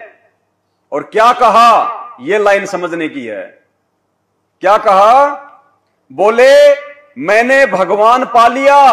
क्या बोले, मैंने भगवान पा लिया। और देखो भगत जी क्या लिखा हुआ है, तेरा पाना दुर्लभ हो गया। संत रामपाल जी को कह रहे हैं उनका सिर पकड़ के, कि मैंने भगवान पा लिया और तेरा पाना दुर्लभ हो गया, मुश्किल हो गया। सतगुरु रामपाल जी भगवान की। दास चुप रहा। अब गुरु जी क्या बोले, समझना तो उन लोगों ने था जो आसपास में खड़े थे कि ये कौन है। गुरु जी चुप रहे, कुछ नहीं बोले, दास चुप रहा। गुरुदेव की अंतरात्मा की आवाज थी, यानी ये झूठ नहीं है। गुरुदेव कह रहे हैं कि ये झूठ नहीं है, ये उनकी अंतरात्मा की आवाज थी, क्योंकि उन्होंने पहचान लिया था, उनका एग्रीमेंट पहले हो चुका था। ये अंतरात्मा की आवाज थी। अगले दिन तनवंडी भाई वाले आश्रम में चले गए, वहां से सतलोक गमन किया। सतगुरु रामपाल जी भगवान की जय हो। तो भाई और बहनों, धरती पे कोई सामान्य व्यक्ति नहीं है, सामान्य पुरुष नहीं है। ये दुनिया तो भगवान को ना पहले पहचान पाई ना आगे पहचान पाएगी। पहचान वही पाएंगे जो अधिकारी हैं। मालिक कहते हैं ना, गोता मारूं स्वर्ग में जा बैठूं पाताल, गरीब दास ढूंढता फिरूं अपने हीरे मोती। तो जो हीरे मोती लाल होंगे वो ही पहचान पाएंगे। दास गरीब कहे नर लोई, सतगुरु चीने बिरला कोई बिरला ही पहचान पाएगा सतगुरु को, भगवान को, परमात्मा को। बाकी देख लो, उन्हीं से नाम दीक्षा लेके आप और हमारे भाई बहनों की क्या दुर्गति कर रखी है उन्होंने। इस भक्ति काल के समय में, वर्तमान समय में जो काल भगवान का दबाव है, जो प्रेशर है, और गुरुदेव शारीरिक रूप से आप और हमारे से दूर हैं, ऐसे समय में मर्यादा में रह के भक्ति करने और करवाने की ज्यादा आवश्यकता थी, ना कि सीमेंट के जो है कट्टे उठवाने की। ये भक्ति का समय है वर्तमान में, ये मर्यादाओं का समय है। और इस समय काल प्रेरणा से लाखों हजारों भक्तों को उन आश्रमों में जो है मिट्टी के कट्टे ढोने के लिए लगा दिया, तगारियों में लगा दिया। वो आश्रम नहीं बचाएंगे हमारे को, वो मजदूरी करने से नहीं बचेंगे हम। भक्ति की मजदूरी करनी पड़ेगी, भक्ति की मजदूरी। वो लोग तो अपने धार्मिक धंधे के लिए सब कुछ कर रहे हैं, हम क्यों मूर्ख बन रहे हैं उनके पीछे। तो जो विचार नहीं कर पा रहे, देख लो आज काल कैसे उनको जो है मजदूर बना के छोड़ दिया उनको भगत से। तो परमात्मा कहते हैं जब ये भगवान को लीला अपने हाथ में लेता है तो बिल्कुल सेम टू सेम वो ही लीला करता है। और इस लीलाधर को पहचानना खुद उसकी रजा के संभव नहीं है, कोई पहचान नहीं सकता। खुद के भगत तो नहीं पहचान पा रहे, खुद के घर वाले तो नहीं पहचान पाए। पहचान पाए क्या? दीपक तले तो हमेशा अंधेरा रहता है। तो ये तो परमात्मा की, सतगुरु की विशेष मेहर है आप और हमारे ऊपर, जो परमात्मा ने जानबूझ के हमारा वॉल्यूम खोला है बुद्धि का। कोई ये सोचे कि हमने समझ लिया गुरु जी को, लाख जन्म में नहीं समझ सकते। अनंत युगों से यहां आप और हम ये गधे कुत्ते सुअर बन रहे हैं। आज इस सतगुरु ने मेहर करी, हमारी बुद्धि का वॉल्यूम खोला परमात्मा ने, क्योंकि हम सब तो यंत्र हैं और वो है यंत्री। भाई चाहे पंखा चाहे कितना महंगा क्यों ना हो, जब तक उसका स्वामी नहीं चलाएगा वो चल जाएगा क्या अपने आप है? पंखे की कोई औकात नहीं, चाहे वो चांदी का क्यों ना हो। तो हम भक्तों की औकात नहीं, हम लोग तो यंत्र हैं, हमारा स्वामी वो है, हमारा रिमोट हमारे गुरुदेव के हाथ में है। काल भगवान ने क्या कहा इस गीता में कि बलवानों का बल और बुद्धिमानों की बुद्धि मेरे हाथ में है। और उस काल का रिमोट भी हमारे सतगुरुदेव जी के हाथ में है। तो ये मालिक की मौज भाई, वो किसका रिमोट ऑन करे किसका ऑन ना करे। मालिक कहते हैं सब सुमरे अपने अनुमाना, तो गति लखी न जाए, कहे कबीर कृपया कर जन पर ज्यों की त्यों। जिस पे सतगुरु मेहर करेगा उसी को एज इट इज ज्यों की त्यों समझ में आ सकती है, वरना नहीं आएगी। तो ये आप और हमारा कोई सौभाग्य है। मालिक कहते हैं ना कोई जगह पुरबला भाग, तो हमारे कोई पिछले कोई भाग्य उदय हो गए जो परमात्मा ने हमारे को ये सद्बुद्धि बख्शी, जो हम इतना सब कुछ समझ पा रहे हैं। इस भगवान को पहचानना महाभारत है, महाभारत। इसको तो काल नहीं पहचान पा रहा, वो भी धोखे में है। ऐसा जो है वो लीलाधर है। चुपचाप जाके जेल में बैठ गया, देखो चुपचाप, ना कोई संत का कोई भारी कोई लक्षण दिखाई देगा, कोई लक्षण नहीं, आम व्यक्ति के जैसे दिखाई देंगे, कुर्ते पजामे पहन के बिल्कुल आम व्यक्ति। वो काल भी धोखे में कि वो परमात्मा तो नहीं हो सकता, ये परमात्मा नहीं हो सकता, वो भी धोखे में। देखो इसलिए नानक जी ने कहा, ए ठगवाड़ा ठगी देश। तो भाई और बहनों, आप और हमारी क्या औकात है जब काल नहीं पहचान पा रहा, लेकिन परमात्मा ने पहचान करवा दी। अब बताओ, इनसे बड़ा दीनदयाल है कोई और? जब ये हमारे ऊपर इतने मेहरबान हैं, तो हमने भी अब इन पीछे नहीं हटना है। हमने इसी समय, इसी जन्म में इनके साथ में चलने की पुरजोर कोशिश करनी है, पूरा प्रयास करना है, एडी से चोटी तक का जोर लगा देना है। जो संघर्ष करना पड़े हम वो संघर्ष हम वो करेंगे। ये मीरा का उदाहरण हमें परमात्मा ने क्यों दिया? गुरुदेव कहते हैं मीरा, जब मीरा संघर्ष कर सकती है तो क्या आज की माता बहनें नहीं कर सकती? मीरा के कोई 4 हाथ पैर थे क्या? और आज तो इतना अच्छा समय है, आपको इतने अधिकार प्राप्त हैं, पता नहीं तरह तरह के संगठन बने हुए हैं, आप वहां जाके अपनी बातें भी रख सकते हो। यदि आपको कोई घर वाले ज्यादा है, अगर वो दबाव दे देते हैं तो भक्ति ना करने के लिए। और बाकी तो सबसे बड़ा संगठन हमारा गुरुदेव भगवान है, उनसे यदि हम रो रो के प्रार्थना करेंगे, परमात्मा सारे रास्ते खोल देगा, हमें कहीं जाने की आवश्यकता नहीं है। सतगुरु रामपाल जी भगवान की। गज और गरा लड़े जल भीतर, गज का फंद छुटाया था। गज और गरा लड़े जल भीतर, सम्मन के घर सतगुरु आए, सेऊ भेंट चढ़ाया था। सम्मन के घर सिर काट धरे अलमारी, जय बोलो बंदी छोड़ किए सिर काट धरे अलमारी। जय बोलो बंदी छोड़ तुम मिलकर संगत सारी, जय बोलो बंदी छोड़ किए तुम मिलकर संगत सारी, जय बोलो बंदी छोड़ की। अब सम्मन के घर पे परमात्मा गए, और देखो परमात्मा को भोग लगाने के लिए, भाई जब परमात्मा सम्मन के घर पे गए तो वो किस रूप में गए थे? क्या थे वो सम्मन के? गुरुजी थे ना। तो सम्मन ने किसको भोग लगाने के लिए अपने बेटे का सिर काटा? गुरुजी को। भोग की आरती में हम रोज पढ़ते हैं, आज मिलन बधाइयां जी संगते भोग गुरानो। किसको लगता है भोग?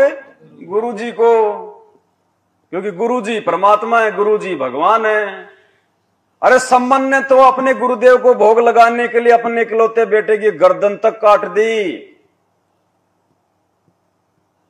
और आज उसी गुरु को जब हम भोग लगाते हैं तो कहते हैं तुम तो गुरुजी के श्राद्ध निकाल रहे हो जीते जी। मतलब वो गुरुजी के जाने के बाद भोग लगाना शुरू करेंगे।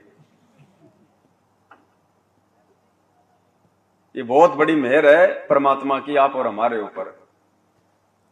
ये सतगुरु की विशेष रजा के बिना ये बातें समझ में नहीं आ सकती।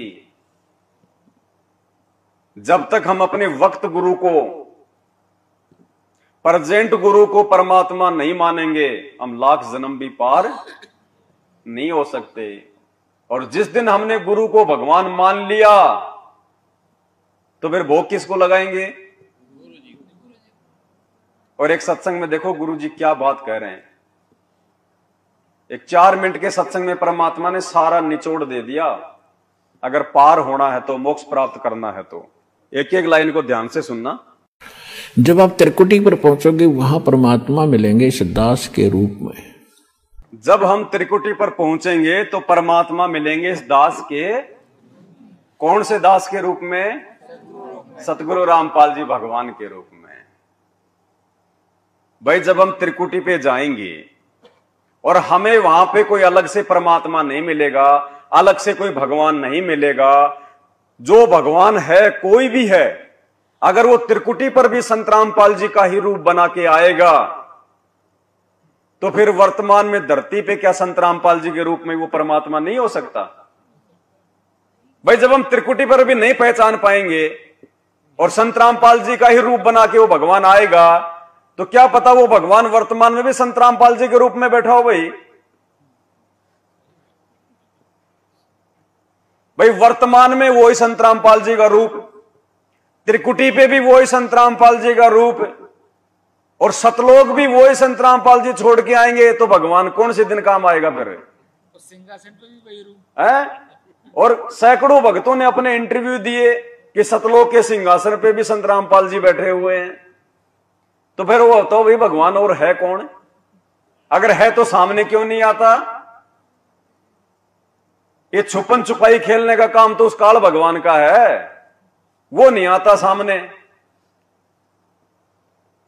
तो परमात्मा ये साबित कर रहे हैं कि धरती पे तुम्हारे गुरु के रूप में खुद कबीर परमात्मा विद्यमान है, प्रकट है, मौजूद है। बहुत ध्यान से सुनना, ये सत्संग 4 मिनट का है। गुरुजी कह रहे हैं जब तुम त्रिकुटी पे जाओगे उससे पहले तुमसे सारी रिहर्सल, सारा अभ्यास यहीं धरती पे करवाया जा रहा है, क्योंकि सबसे बड़ी परीक्षा हमारी कहां होगी? त्रिकुटी पे। यहां नहीं होगी परीक्षा धरती पे। धरती पे तो खाली हमारे को पढ़ाई जा रही है, वो परीक्षा देने के लिए। जैसे बच्चा नौकरी कहां लगता है? स्कूल में या फिर स्कूल से बाहर? स्कूल में तो उसको पढ़ाई जो है पढ़ाई जाती है नौकरी के लिए, स्कूल में नौकरी नहीं मिलती उसको। इसी प्रकार ये शरीर छूटने के बाद में जब वो त्रिकुटी पे हमारी परीक्षा होगी, उसकी पढ़ाई हमारे को इन आश्रमों में गुरुदेव पढ़ा रहे हैं, सत्संग कर करके अभ्यास करवा रहे हैं कि उस फाइनल परीक्षा में तुम फेल ना हो जाओ। और उस फाइनल परीक्षा में फेल ना हो, उसके लिए भगवान हमारे छोटे छोटे एग्जाम साध संगति से ले रहा है। साध संगति से परमात्मा रिहर्सल करवा रहा है। ध्यान से सुनना। गुरु को मानुष नहीं जाने, गुरु गोविंद कर जानियो, रहियो शब्द समाए, मिले जब दंडवतम बंदगी, नहीं पल पल ध्यान लगावे। गुरु गोविंद दोनों खड़े, काके लागू पाए, बलिहारी गुरु अपना जिन गोविंद दियो मिलाए। आप परमात्मा ने यह सिद्ध करना हमारे को एक ट्रेनिंग दे रहे हैं कि जैसा व्यवहार आप इस दास के प्रति कर रहे हो, ऐसा ही भगवान के प्रति माना जाएगा। क्या कह रहे हैं गुरुजी? कि जैसा व्यवहार, जैसा बर्ताव तुम अपने गुरुजी के प्रति कर रहे हो, सेम टू सेम बर्ताव, सेम टू सेम व्यवहार त्रिकुटी पे भगवान के प्रति माना जाएगा। आज यदि हम अपने गुरुजी को भोग लगाएंगे तो वो किसको माना जाएगा? भगवान को। यदि हम अपने गुरुजी का प्रकट दिवस मनाएंगे तो वो किसका माना जाएगा? तो बताओ हम क्या गलत कर रहे हैं? हम तो गुरुजी के सत्संग रूपी वचन पे चल रहे हैं। क्या कह रहे हैं परमात्मा? कि जैसा व्यवहार आप इस दास के प्रति कर रहे हो, ऐसा ही भगवान के प्रति माना जाएगा। और जैसा आप दिन में रिहर्सल कर रहे हो, रात में सौपन भी वैसे ही आएंगे। तो संसार छोड़कर जब जाओगे आपको सौपन सा बनेगा। तो जैसा आपकी आस्था यहां वहां तो सामने स्पष्ट नजर आओगी, तो वहां आपकी परीक्षा होगी। अब जैसे वहां गुरुजी के साथ भगवान खड़ा हो, आपने परमात्मा को देखा नहीं, केवल चित्र देखे उनके। क्या देखे आपने? तो क्या वो चित्र वाला भगवान नहीं है फिर? क्या कह रहे हैं गुरुजी? आपने भगवान देखा नहीं है, परमात्मा देखा नहीं है, आपने खाली उनके, इसका मतलब वो चित्र भगवान का नहीं है, वो काल्पनिक है, वो हाथ से बनाया हुआ है। 650 साल पहले ना कोई रंग था, ना कोई डिजिटल था, ना कोई प्रिंटर था। आज देखो कैसे लाल होट कर रखे हैं और कैसे सिस्टम कर रखा उस फोटो का। ये खाली काल्पनिक हैं, बनावटी हैं। तो गुरुजी कह रहे आपने परमात्मा देखे नहीं है, आपने केवल उनके चित्र देखे हैं। सुनना ध्यान से। अब जैसे वहां गुरुजी के साथ भगवान खड़ा हो, आपने परमात्मा को देखा नहीं, केवल चित्र देखे उनके। तो वहां जाकर आप किसको प्रणाम करोगे? गुरु गोविंद दोनों खड़े किसके लागू पाए, बलिहारी गुरु अपना जिन गोविंद दियो लाए। यानी हमने इतना दृढ़ होना है इस मार्ग पर सफल होने के लिए। वो जो दास के रूप में होगा वो भगवान ही होगा वहां पर। कौन होगा? सतगुरु रामपाल जी भगवान की। यानी त्रिकुटी पे जो संत रामपाल जी के रूप में होगा वो भगवान ही। और क्या कह रहे हैं गुरु जी की वहां गुरु गोविंद दोनों खड़े। मान लो एक तरफ वहां पे वो भगवान आके खड़ा हो जाए, दाढ़ी मूछ वाला जिसको हम मानते हैं कबीर जी, और एक तरफ हमारे गुरुदेव खड़े हो वहां पे, दोनों खड़े हो त्रिकुटी पे। एक तरफ संत रामपाल जी सफेद कुर्ते पजामे में और एक तरफ धोती कुर्ते में दाढ़ी मूछ वाला। तो क्या करेंगे हम? गुरु गोविंद दोनों खड़े किसके लागू पाए, बलिहारी गुरु अपना जिन गोविंद दियो। क्या कह रहे हैं गुरु जी सुनियो। गुरु और गोविंद दोनों खड़े, वहां मान लीजिए परमात्मा दोनों रूप बना के खड़ा हो जा, एक दास का रूप और दूसरा अपना ओरिजिनल रूप। तो कहते हैं वहां भी परीक्षा होगी किसके लागू पाए। सबसे पहले कहते बलिहारी गुरु अपना जिन गोविंद दियो मिलाए। अपने गुरु जी के ही चरणों में गिरना, वहां पर परमात्मा की तरफ अगर झांक भी लिया उधर साथ होगी तो वो रिजेक्ट करेंगे आपको। यहां भी ऐसा ही होगा। सतगुरु रामपाल जी भगवान। अब बताओ, कहते हैं वहां अगर परमात्मा भगवान यदि अपनी ओरिजिनल रूप में भी खड़ा हो, अगर तुम मानते हो कि दाढ़ी मूछ वाला भगवान है, तो कहते हैं त्रिकुटी पे एक तरफ तो तुम्हारा गुरु खड़ा हो और एक तरफ ओरिजिनल भगवान भी आके खड़ा हो जाए दाढ़ी मूछ वाला, तो भी कहते हैं तुमने अपने गुरु जी के चरणों में पड़ना, उन्हीं को दंडोत करना। उसकी तरफ अगर देख भी लिया, झांक भी लिया, तो क्या हो जाओगे? और ऐसा ही यहां गुरु जी कह रहे हैं, यहां भी ऐसा ही है। यानी त्रिकुटी नहीं, वर्तमान समय में रिहर्सल के समय में भी हमने ऐसा ही बर्ताव करना है। इसलिए परमात्मा ने विशेष मेहर बख्शी साथ संगत पे, और वो फोटो ही सबके घरों से परमात्मा ने बाहर, ताकि हमारी आस्था ही ना बने, हम उसकी तरफ कभी ध्यान ही ना दें, क्योंकि वो तो हमें भटकाएगा, वो फोटो तो हमें भटकाएगी अपने गुरु से। तो गुरु जी कह रहे हैं यहां भी ऐसा ही है। थोड़ा फिर से सुनो एक बार, त्रिकुटी पे नहीं, यहां भी हमने ऐसा ही व्यवहार करना है, ऐसा ही बर्ताव करना है, अपने गुरु को ही महत्व देना है। अरे जब हमने उस फोटो की तरफ देखना ही नहीं है तो फिर दरबार में रख के क्या करेंगे हम उसका? देखना ही नहीं है तो फिर हम अपने घर में रख के क्या करें उसका? आदेश हो गया ना गुरु जी का, झांकना ही नहीं है तुमने उसकी तरफ, देखना ही नहीं है। भाई देखना ही नहीं है, झांकना ही नहीं है तो निकालो इसको घर से बाहर, सह सम्मान बाहर करो। गुरु और गोविंद दोनों खड़े, वहां मान लीजिए परमात्मा दोनों रूप बना के खड़ा हो जा, एक दास का रूप और दूसरा अपना ओरिजिनल रूप। तो कहते हैं वहां भी परीक्षा होगी किसके लागू पाए। सबसे पहले कहते बलिहारी गुरु अपना जिन गोविंद दियो मिलाए।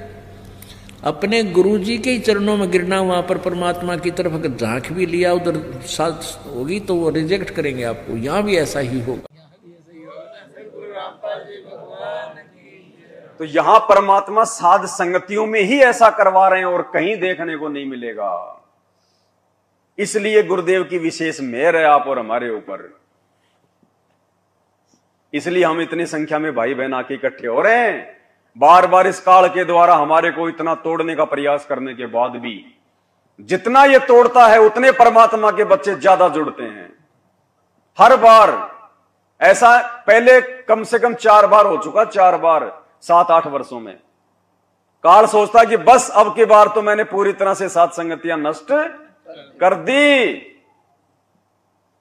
जो घुटने के पास आके बैठा करते थे वो ये गए, और जो उनको देख के चला करते थे, जो लोग सात संगति में खाली देखा देखी आ रहे थे, हलवा चाटने आ रहे थे, बच्चों के रिश्ते खोजने आ रहे थे, परमात्मा अंतर्यामी है। सात संगति में केवल हीरे मोती लाल ही टिक पाएंगे, कचरा नहीं टिकेगा। आप और हमें नहीं पता कौन क्या कर रहा है, किसके मन में क्या छल बल और दोष चल रहा है, लेकिन अंतर्यामी जिसने साध संगतियां शुरू करवाई है वो अपने इस मार्ग में कचरा पैदा नहीं होने देगा। किसी न किसी बहाने से उसको बाहर का रास्ता दिखा देगा। अलवर में वो बहन थी एक सीमा, राजस्थान के अलवर में, वहां पे साध संगतियां होती थी हर महीने। अभी महीने भर पहले उसके घर पे साध संगति होनी थी 5 तारीख को, लेकिन उससे पहले हरियाणा के मेवात में वो हिंदू मुसलमानों का झगड़ा हो गया और वो कैंसिल हो गई। अब दास ने भी सोचा भाई परमात्मा की साथ संगतियां कैंसिल तो होती नहीं, लेकिन बात क्या हुई, चलो ज्यादा ध्यान नहीं दिया। 15 दिन बाद में पता चला कि वो मैनेजमेंट में चली गई। 1-2 भक्तों ने फोन किया तो बोली भगत जी आप गुरु जी के वो जेल धाम से वीडियो ऑडियो आ रहे हैं, आप उनको देखो ना गुरु जी क्या बोल रहे हैं, ये गलत है ये साथ संगत वगैरह। तो उस भगत ने मेरे को बताया तो दास के तुरंत दिमाग में आ गया कि इसीलिए परमात्मा ने 5 तारीख को साथ संगति, क्योंकि हम तो जीव हमें तो नहीं पता, लेकिन भगवान तो अंतर्यामी है ना कि किसके मन में क्या दोष आ गया। तो परमात्मा ने उसके घर पे साथ संगति नहीं होने दी। अगर उस समय उसके घर पे साथ संगति होती तो दास तो जा नहीं पाता और वहां पे सारी रात वही बात चलती फिर। और थोड़े बहुत जो कच्चे भाई बहन जो भगत बनने का जो प्रयास बेचारे कर रहे थे वो भी डगमग हो जाते। अब उस बहन का फोन आया 4 दिन पहले, गुजरात के नरेश दास जी के पास में, दास ने ऑडियो भेजी थी ना ग्रुपों में, वो रो रो के कह रही है कि भगत जी गुरुजी रात को सपने में आए और काफी बातें हुई और मैं गुरुजी से बार बार ये पूछ रही हूं कि क्यों। वो बोली भाई मेरा ध्यान बोला सात संगतियों में है, भले मैं नाम शुद्ध करवा के आ गई लेकिन मेरा मन सात संगतियों में ही है। तो मैंने गुरुजी से स्वप्न में पूछा और बोले स्वप्न भी नहीं था, सुबह का समय था, मेरी आधी आंखें मेरी खुली हुई थी और मैं बार बार मैं गुरुजी से जो है पूछ रही थी कि गुरुजी ये सात संगतियां सही है क्या, ये पवनदास सही है क्या। तो गुरुजी ने कहा कि बेटी उसकी गारंटी मैं ले रहा हूं, पवनदास की गारंटी मैं ले रहा हूं। पाल जी भगवान की शायद ऑडियो होनी चाहिए, है ना, सुनी होगी ना आप सभी ने। बोला बेटी सात संगतियों की गारंटी मैं ले रहा हूं तो उसकी चिंता मत कर। देखो परमात्मा जो थोड़े बहुत जो कमजोर होते हैं उनको भी आके परमात्मा हिम्मत देते हैं कि ये मनमुखी रूप से नहीं चल रहा ये काम। तो परमात्मा हमारा विश्वास जो है वो दृढ़ करते हैं ताकि हम भीड़ को उधर जाता हुआ देख के कहीं कमजोर ना पड़ जाएं कि सारे जा रहे हैं, सभी जा रहे हैं।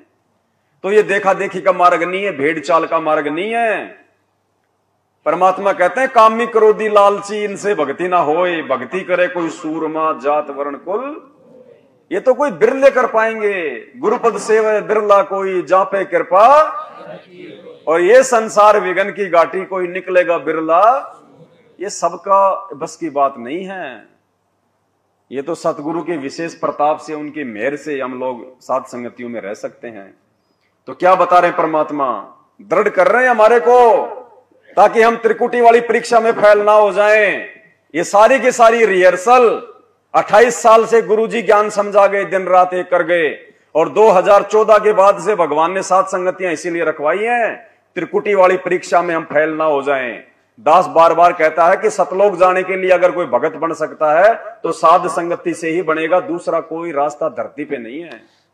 क्योंकि सतगुरु की पहचान केवल साध संगति से होगी। एक नेक भगत आप साध संगति से जुड़ के बन सकते हैं, अन्यथा नहीं बन सकते। काल आपको जगत में भी फंसा के रखेगा और जब भक्तों में बैठोगे तो आप जी जो है भक्तों जैसे दिखाई दोगे। यानी हमने इतना दृढ़ होना है इस मार्ग पर सफल होने के लिए। वो जो दास के रूप में होगा वो भगवान ही होगा वहां पर। अब परमात्मा ये भी देखते हैं कि जैसे 120 वर्ष भगवान रह कर चले गए यहाँ पर, और इस दास के स्थान पर अगर वो आज होते तो आप तो पहचान तो सकते ही नहीं, क्योंकि जब भी ना पहचाना, क्योंकि जो लाहे का काम करें, एक लंगोटी ही बांध, धोती ही बांध के फटे पुराने कपड़ों में घूमे फिरे, सारा काम करें, तो हमने सोचे जन साधारण आम आदमी है। ऐसा याद संत रामपाल जी कर रहे हैं। आज कौन सा प्रधानमंत्री बन के आए, आज भी तो जनसाधारण बन के आए हैं, एक किसान परिवार में आए हैं, एक मीडियम फैमिली में आए हैं, धोती कुर्ता पहनते हैं, कमीज पजामा पहनते हैं और चुपचाप जाके जेल में बैठ गए। आज भी तो सेम टू सेम वही लीला कर रहा है परमात्मा, और ये लाखों के संगत धोखा खा रही है। दुनिया तो धोखा खाएगी खाएगी, उनकी तो बेचारों की क्या गलती जब भगत ही धोखा खा रहे हैं। भगवान किसी और को मान रहे हैं, अपना गुरु किसी और को मान रहे हैं। तो गुरु जी कह रहे हैं आज यदि वो परमात्मा इस दास के रूप में आ गए होते तो बताओ फिर हम उनके साथ में क्या व्यवहार करते। हम तो सारे के सारे, हम तो फैल। मान लो वो कबीर जी संत रामपाल जी के अंदर घुस गए, अब जो संत रामपाल जी के साथ हम व्यवहार करेंगे वो किसके प्रति माना जाएगा। तो बताओ फिर ये सही रिहर्सल आज परमात्मा कहां से शुरू करवा रहा है। और उधर क्योंकि भगवान मान लो अगर संत रामपाल जी के शरीर में आ गए, वो घुस गए, तो ये तो है नहीं कि वो भाई सात संगति में अलग रूप बना के रहेंगे, कोई सत्सेवकों के साथ में अलग रहेंगे, मैनेजमेंट के साथ अलग रहेंगे। वो तो एक ही गुरु हम सबका, और उसके अंदर वो भगवान घुसा हुआ है। तो जैसा व्यवहार चाहे मैनेजमेंट वाले उनके साथ करो चाहे हम करो, वो तो भगवान के साथ माना जाएगा। तो अगर हम यदि दूसरे पाड़े में होते तो हम तो फेल हो गए होते कब के। तो परमात्मा देखो हमसे क्या रिहर्सल करवा रहा है। अब परमात्मा ये भी देखते हैं कि जैसे 120 वर्ष भगवान रह कर चले गए यहाँ पर, और इस दास के स्थान पर अगर वो आज होते तो आप तो पहचान तो सकते ही नहीं, क्योंकि जब भी ना पहचाना, क्योंकि जो लाहे का काम करें, एक लंगोटी ही बांध, धोती ही बांध के फटे पुराने कपड़ों में घूमे फिरे, सारा काम करें, तो हमने सोचे जनसाधारण आम आदमी है। तो इसलिए परमात्मा वो एक विधान बताएंगे और इसलिए दास को भेजा के भगवान को पहचानवा दे, आपको पहचान करा दे। और कैसे मिलेगा ये नियम बताओ। तो जैसे उस समय भगवान होते इस दास के स्थान पर, आप जैसा व्यवहार करते तो भगवान ये सब आपके अकाउंट जमा होता रहता आपका कि इसका कैसा व्यवहार है, कैसा विचार है। तो अब दास ये देख रहा है, दास के प्रति जैसा आपकी भावना, जैसे आपके विचार, आपकी श्रद्धा है, तो आपकी वहां बुक में लिखे जा रहे। परमात्मा वाले स्थान के पास आपकी एक अलग से बेड है, आपकी बही है, आपका अकाउंट खुला हुआ है, एक फैक्स वहां जाता है। जो भी क्रिया हम अपने गुरुदेव को भगवान मान के कर रहे हैं, तो ये ना सोचना कोई देख नहीं रहा, कुछ हो नहीं रहा। गुरुजी क्या करें, सूक्ष्म रूप में एक फैक्स रोजाना कि आज इसने ये क्रिया करी, आज इसने गुरुजी को भोग लगाया, आज इसने गुरुजी की चरणों की सेवा करी, आज इसने ये किया, आज इसने वो किया। हमारा एक एक अकाउंट, सन सन का अकाउंट भक्ति मार्ग का परमात्मा के दरबार में रोज उसका फैक्स होता है, रोज। और उसी आधार से परमात्मा फिर धर्मराज के बंधन से हमें छुड़वाएगा। तो ये ना सोचना कि हम लोग खाली फोकट में आ रहे हैं, भोग लगा रहे हैं, ये भंडारे हो रहे हैं, अपने परमात्मा की महिमा कर रहे हैं। ये लिखा जा रहा है, हमारा भक्ति धन सूक्ष्म रूप में जमा हो रहा है। अब इस मोबाइल से मैं 5,000 रुपये अगर किसी में जो है दूसरे देश में फोन पे करूं, मैं गूगल पे करूं, तो दिखाई किसी को नहीं देंगे, लेकिन वो गए उसके खाते में 5,000 रुपये। ठीक इसी प्रकार जो भी क्रिया हम यहां करते हैं उसका एक फैक्स प्रतिदिन सूक्ष्म रूप में और परमात्मा के दरबार में धर्मराज के भाई खाते में जमा हो रहा है। तो अब दास ये देख रहा है, दास के प्रति जैसा आपकी भावना, जैसे आपके विचार, आपकी श्रद्धा है, तो आपकी वहां बुक में लिखे जा रहे। परमात्मा वाले स्थान के पास आपकी एक अलग से बेड है, आपकी बही है, आपका अकाउंट खुला हुआ है, एक फैक्स वहां जाता है। तो उस समय फिर आपका जैसा स्वभाव आप वहां प्रयोग करोगे त्रिकुटी पे, जैसा आप यहां कर रही हो एडिट होगा। फिर वहां से अगर गलती कर दी तो आपको फिर भी वापस पटक दिया जाएगा, वहां से भी आपको फेल होकर वापस निराशा हाथ लगेगी। यहां अलग बात है कि किया हुआ कर्म यहाँ ऊपर के ब्रह्मांडों में आप देवता बने रहोगे हजारों लाखों युगों तक, और फिर वहां आपकी पूरी पूंजी भक्ति नाश करा कर ये वापस पटक देगा धरती पे। तो इससे बचने के लिए जो पहले हम मार खा गए, हमने धोखे खाए, उससे बचने के लिए अब ये फाउल पॉइंट बताए जाते हैं, इसमें दृढ़ रहना बच्चों, बार बार यही आपको बताया जाता है। सतगुरु रामपाल जी भगवान की। तो भाई ये फाइनल टाइम, अब की बार कलयुग की बिचली पीढ़ी का ये मौका फिर दोबारा नहीं मिलेगा। ये त्रिकुटी वाली परीक्षा में फेल होने से बचाने के लिए परमात्मा इतने पापड़ बेल रहा है। ये रातों को हम आ रहे हैं, कोई पता नहीं बेचारा कहां से कोई किराए का इंतजाम करके आता है, कोई क्या बोल के आता अपने घर पे, कोई क्या करता है, कोई कैसे जो है अपने काम धंधे से बेचारा छुट्टी लेके आ रहा है। तो हमने इस समय का भरपूर फायदा उठाना है। आत्मा को हमने मजबूत करना है, दृढ़ करना है। शरीर को मजबूत नहीं करना खाली हलवा खा खा के, शरीर तो ये रह जाएगा, ये तो राख में हो जाएगा, ये तो पाव भर इसकी राख बन जाएगी। हमने आत्मा दृढ़ करनी है। लेकिन अब ये भी बोलते हैं ना, देखो सभी भगत मैनेजमेंट वाले भी, कि अबे गुरुजी ने तो औलाद पैदा करी, दो लड़के, उनको दो लड़कियां है, तो वो भगवान कैसे हुए? अब वो सत्संग नहीं सुनते ना, चक्कर सारा ये पड़ रहा है। देखो परमात्मा अपने आप को समझाने के लिए बहुत सारी जो है वो लीलाएं करते हैं। एक सत्संग में बोला भी दास के 2 लड़के लड़कियां थे। नहीं, परमात्मा ने गरीबदास जी का उदाहरण देके समझाया है। बिल्कुल भगत जी सही कह रहे हैं। जो भगत गरीबदास जी महाराज जी के जीवन को समझ जाएगा, वो समझो संत रामपाल जी को समझ गया। वो कभी जिंदगी में धोखा खाएगा ही नहीं। मतलब वो परमात्मा ने वहां जाके समझाया कि क्यों ये अभी मैनेजमेंट वाले हमारे भाई बहन और गुरुदेव का जो कलयुगी जो परिवार है, वो उन्हें इसलिए परमात्मा नहीं मान पा रहा क्योंकि उनकी अंतरात्मा इस बात को स्वीकार नहीं कर रही कि गुरुजी कबीर जी कैसे हो सकते हैं। कबीर जी ना शादी करता, ना बच्चे पैदा करता, ना शारीरिक संबंध बनाता, जबकि हम तो संत रामपाल जी के बेटा बेटी, हम तो प्रत्यक्ष हैं, सामने खड़े हैं। तो उनके गले ये बात उतर नहीं रही। यही तो फर्क है। इसी बात को समझाने के लिए परमात्मा ने 250 साल पहले गरीबदास जी की भूमिका करी।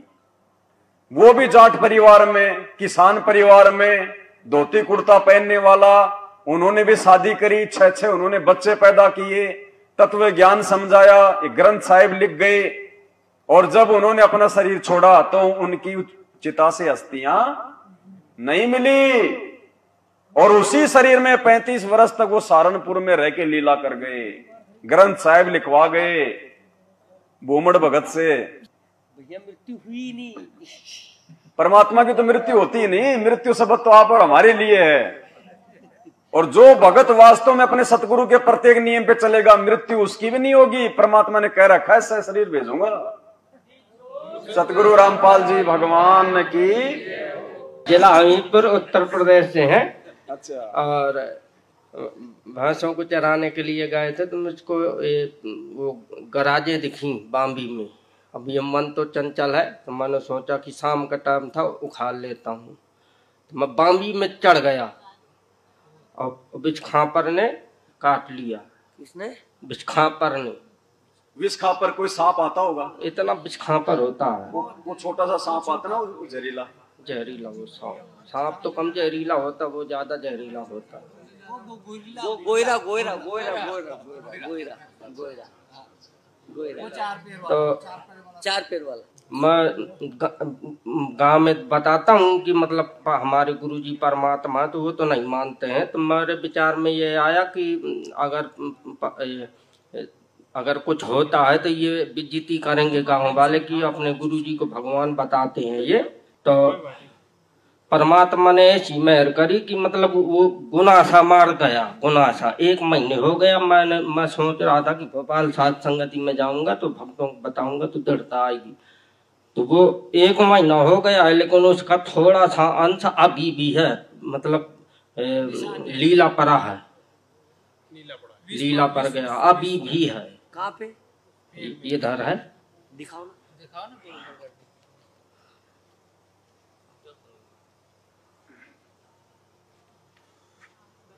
ये बड़का है, इतना बड़का है, इधर का करता है क्या? दर्द करता है? दर्द नहीं किया, परमात्मा की रजा से कुछ नहीं हुआ है।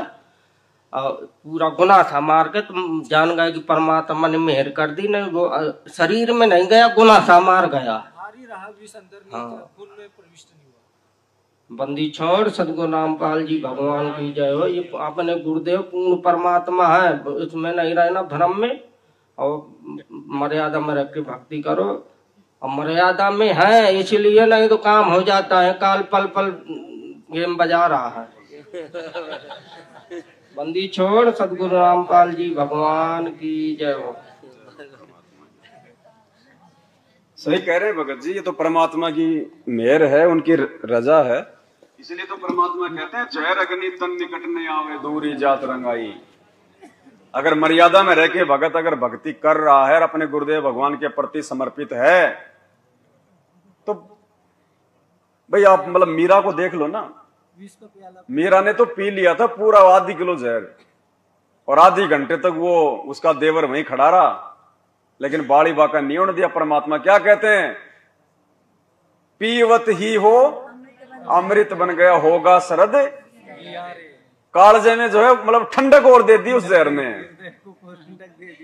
सतगुरु रामपाल जी भगवान, तो वही परमात्मा है, वही मीरा वाला गुरु, वही मीरा का भगवान आज संत रामपाल जी के रूप में धरती पे प्रकट है। और आज तो परमात्मा वो कर सकता है जो परमात्मा पहले शायद उन्होंने ना किया होगा, आज तो वो कर सकता है परमात्मा।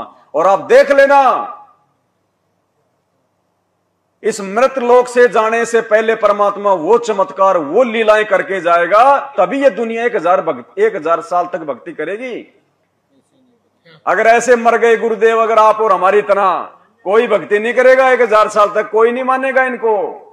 परमात्मा वो लीलाएं करके जाएगा जो लीलाएं भगवान ने 4 युगों में नहीं की अभी तक। छोड़ सतगुरु रामपाल जी। तो पहले आपको ये छोटा सा सत्संग सुनाते हैं गरीबदास जी महाराज जी के विषय में। हमारे पूज्य गुरुदेव जी ने क्या बताया। गुरुदेव कह रहे हैं भाई वो तो बंदी छोड़ थे, उनको बच्चे पैदा करने की जरूरत, लेकिन क्यों बच्चे पैदा करके दिखाए उन्होंने। सेम टू सेम लीला संत रामपाल जी ने की है। लेकिन बंदी छोड़ गरीबदास जी ने इसको बहुत आसान किया है। इसको ऐसा मार्ग बता दिया है कि आप काम करते हुए अपने खेत में, जैसे उन्होंने उदाहरण दे के बताया, नहीं तो उस भगवान ने यहां पर आने की कोई आवश्यकता नहीं थी, और ना ही उन्होंने बच्चे पैदा करने की आवश्यकता थी, क्योंकि वो पूर्ण ब्रह्म परमात्मा थे।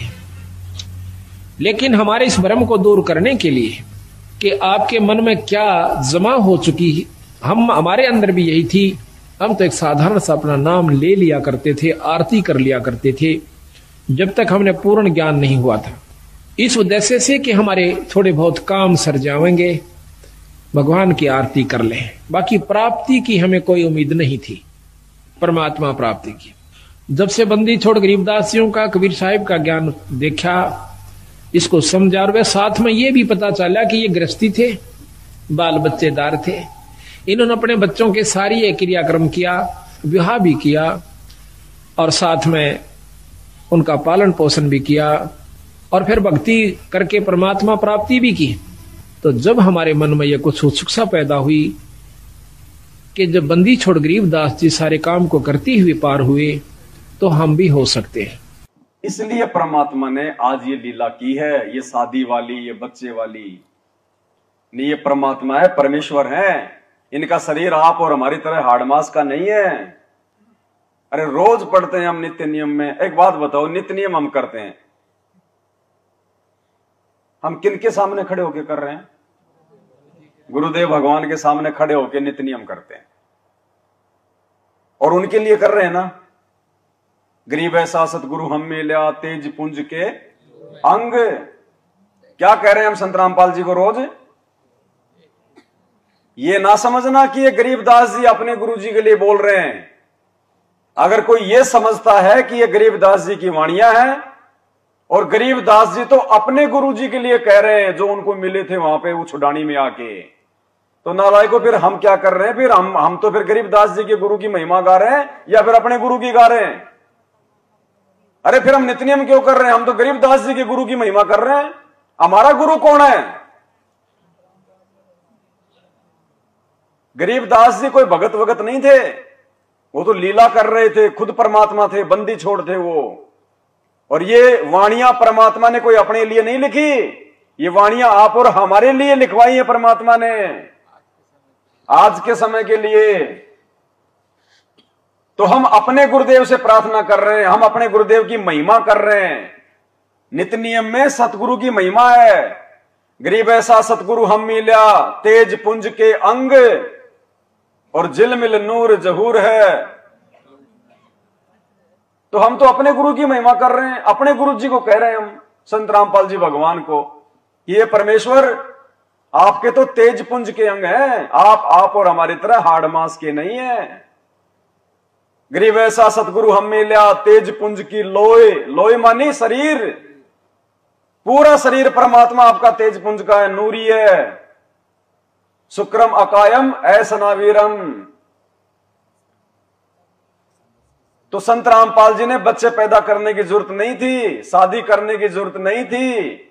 ये तो परमात्मा ने ये लीला, इसके बहुत सारे रीजन होते हैं। सबसे पहले तो भगवान ने काल को जो है धोखे में रखना, ताकि काल ये सोचे कि भगवान तो शादी वादी नहीं करता, वो सतलोक का राजा वहां के सुख छोड़ के इस गंदे लोक में वो घर बसाने थोड़ी आएगा।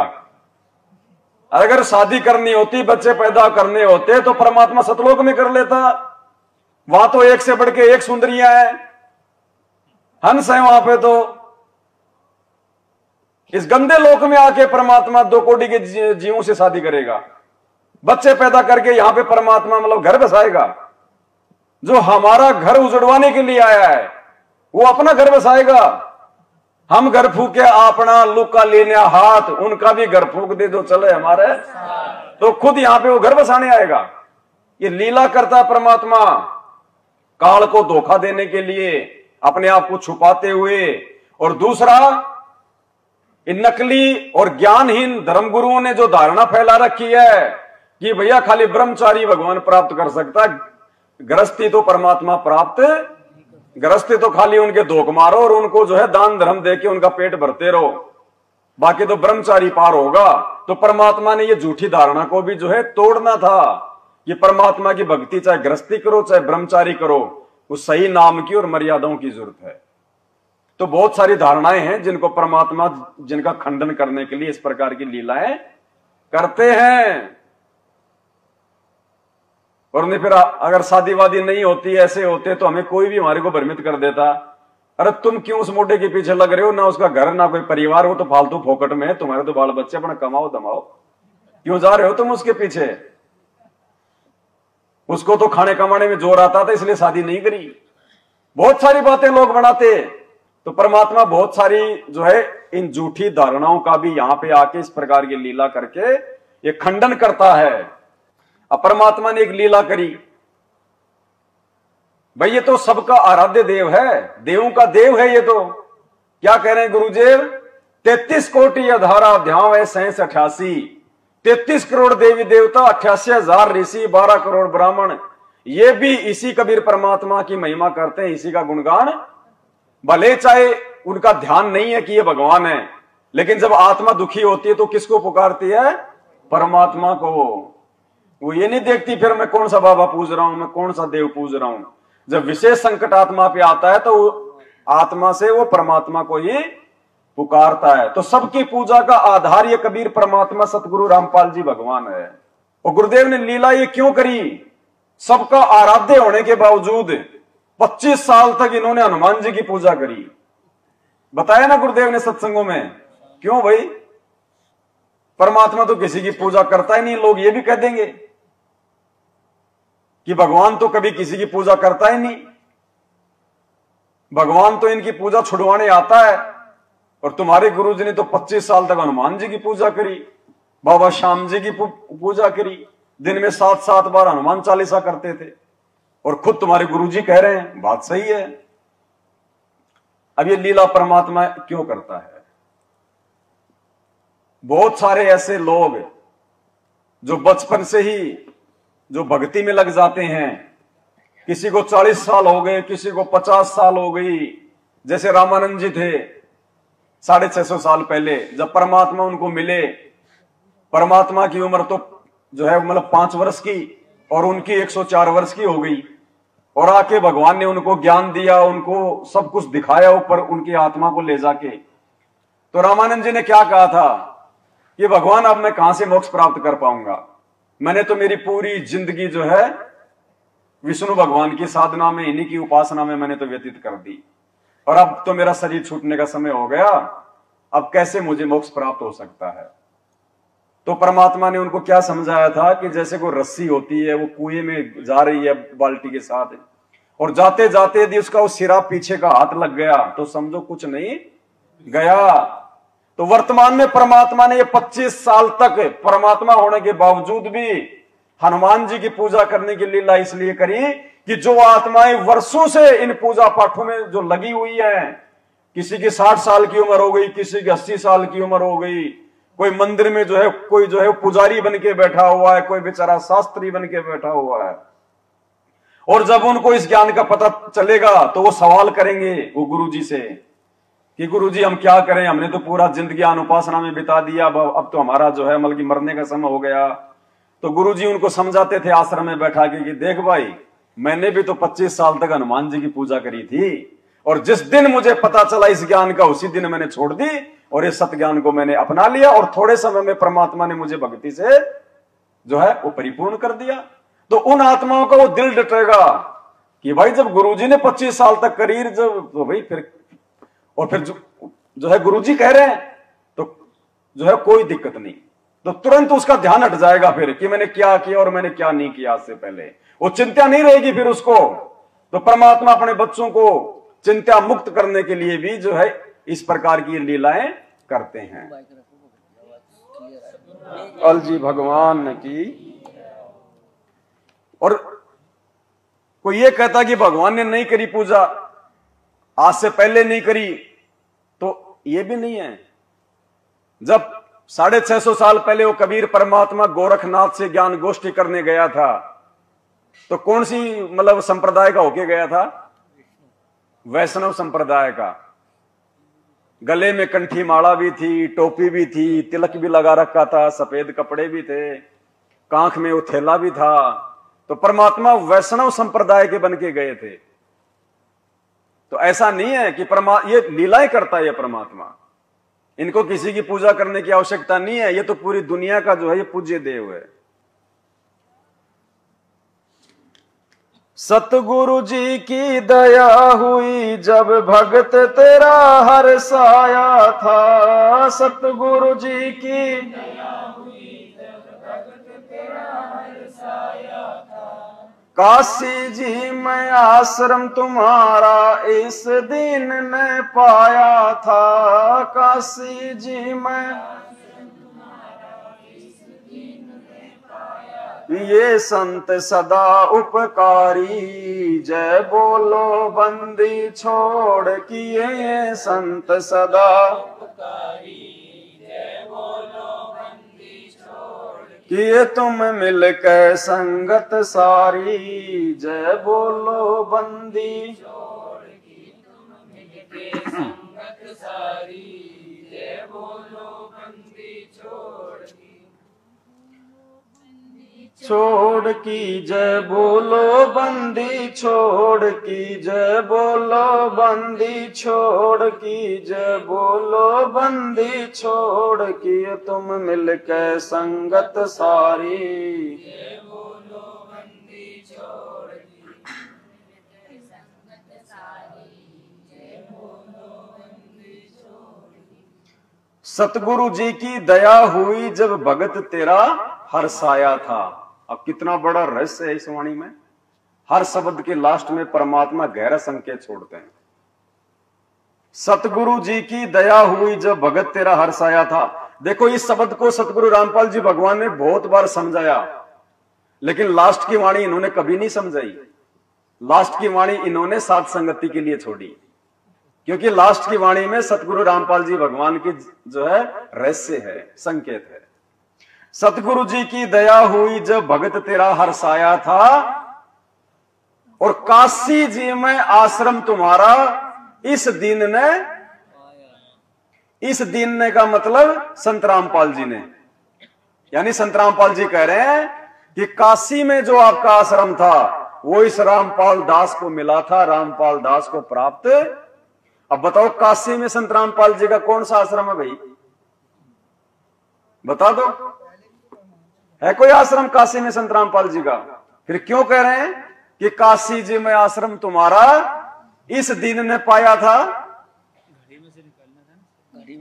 तो ये क्या रहस्य है? ये परमात्मा संकेत कर रहे हैं कि वर्तमान में जो आत्मा संत रामपाल जी का मुंह बोला गुरु होने की भूमिका निभा रही थी, यानी हमारे आप और हमारे दादा गुरुदेव आदरणीय रामदेवानंद जी महाराज, जिनको संत रामपाल जी ने अपना मुंह बोला सतगुरु बनाया, परमात्मा ने संकेत किया है कि वर्तमान में जो मेरा गुरु है, ये मुंह बोला रामदेवानंद, ये वही आत्मा है जो 650 साल पहले पंडित रामानंद था। यानी हमारे जो ये दादा गुरुदेव थे, ये पंडित रामानंद वाली आत्मा है।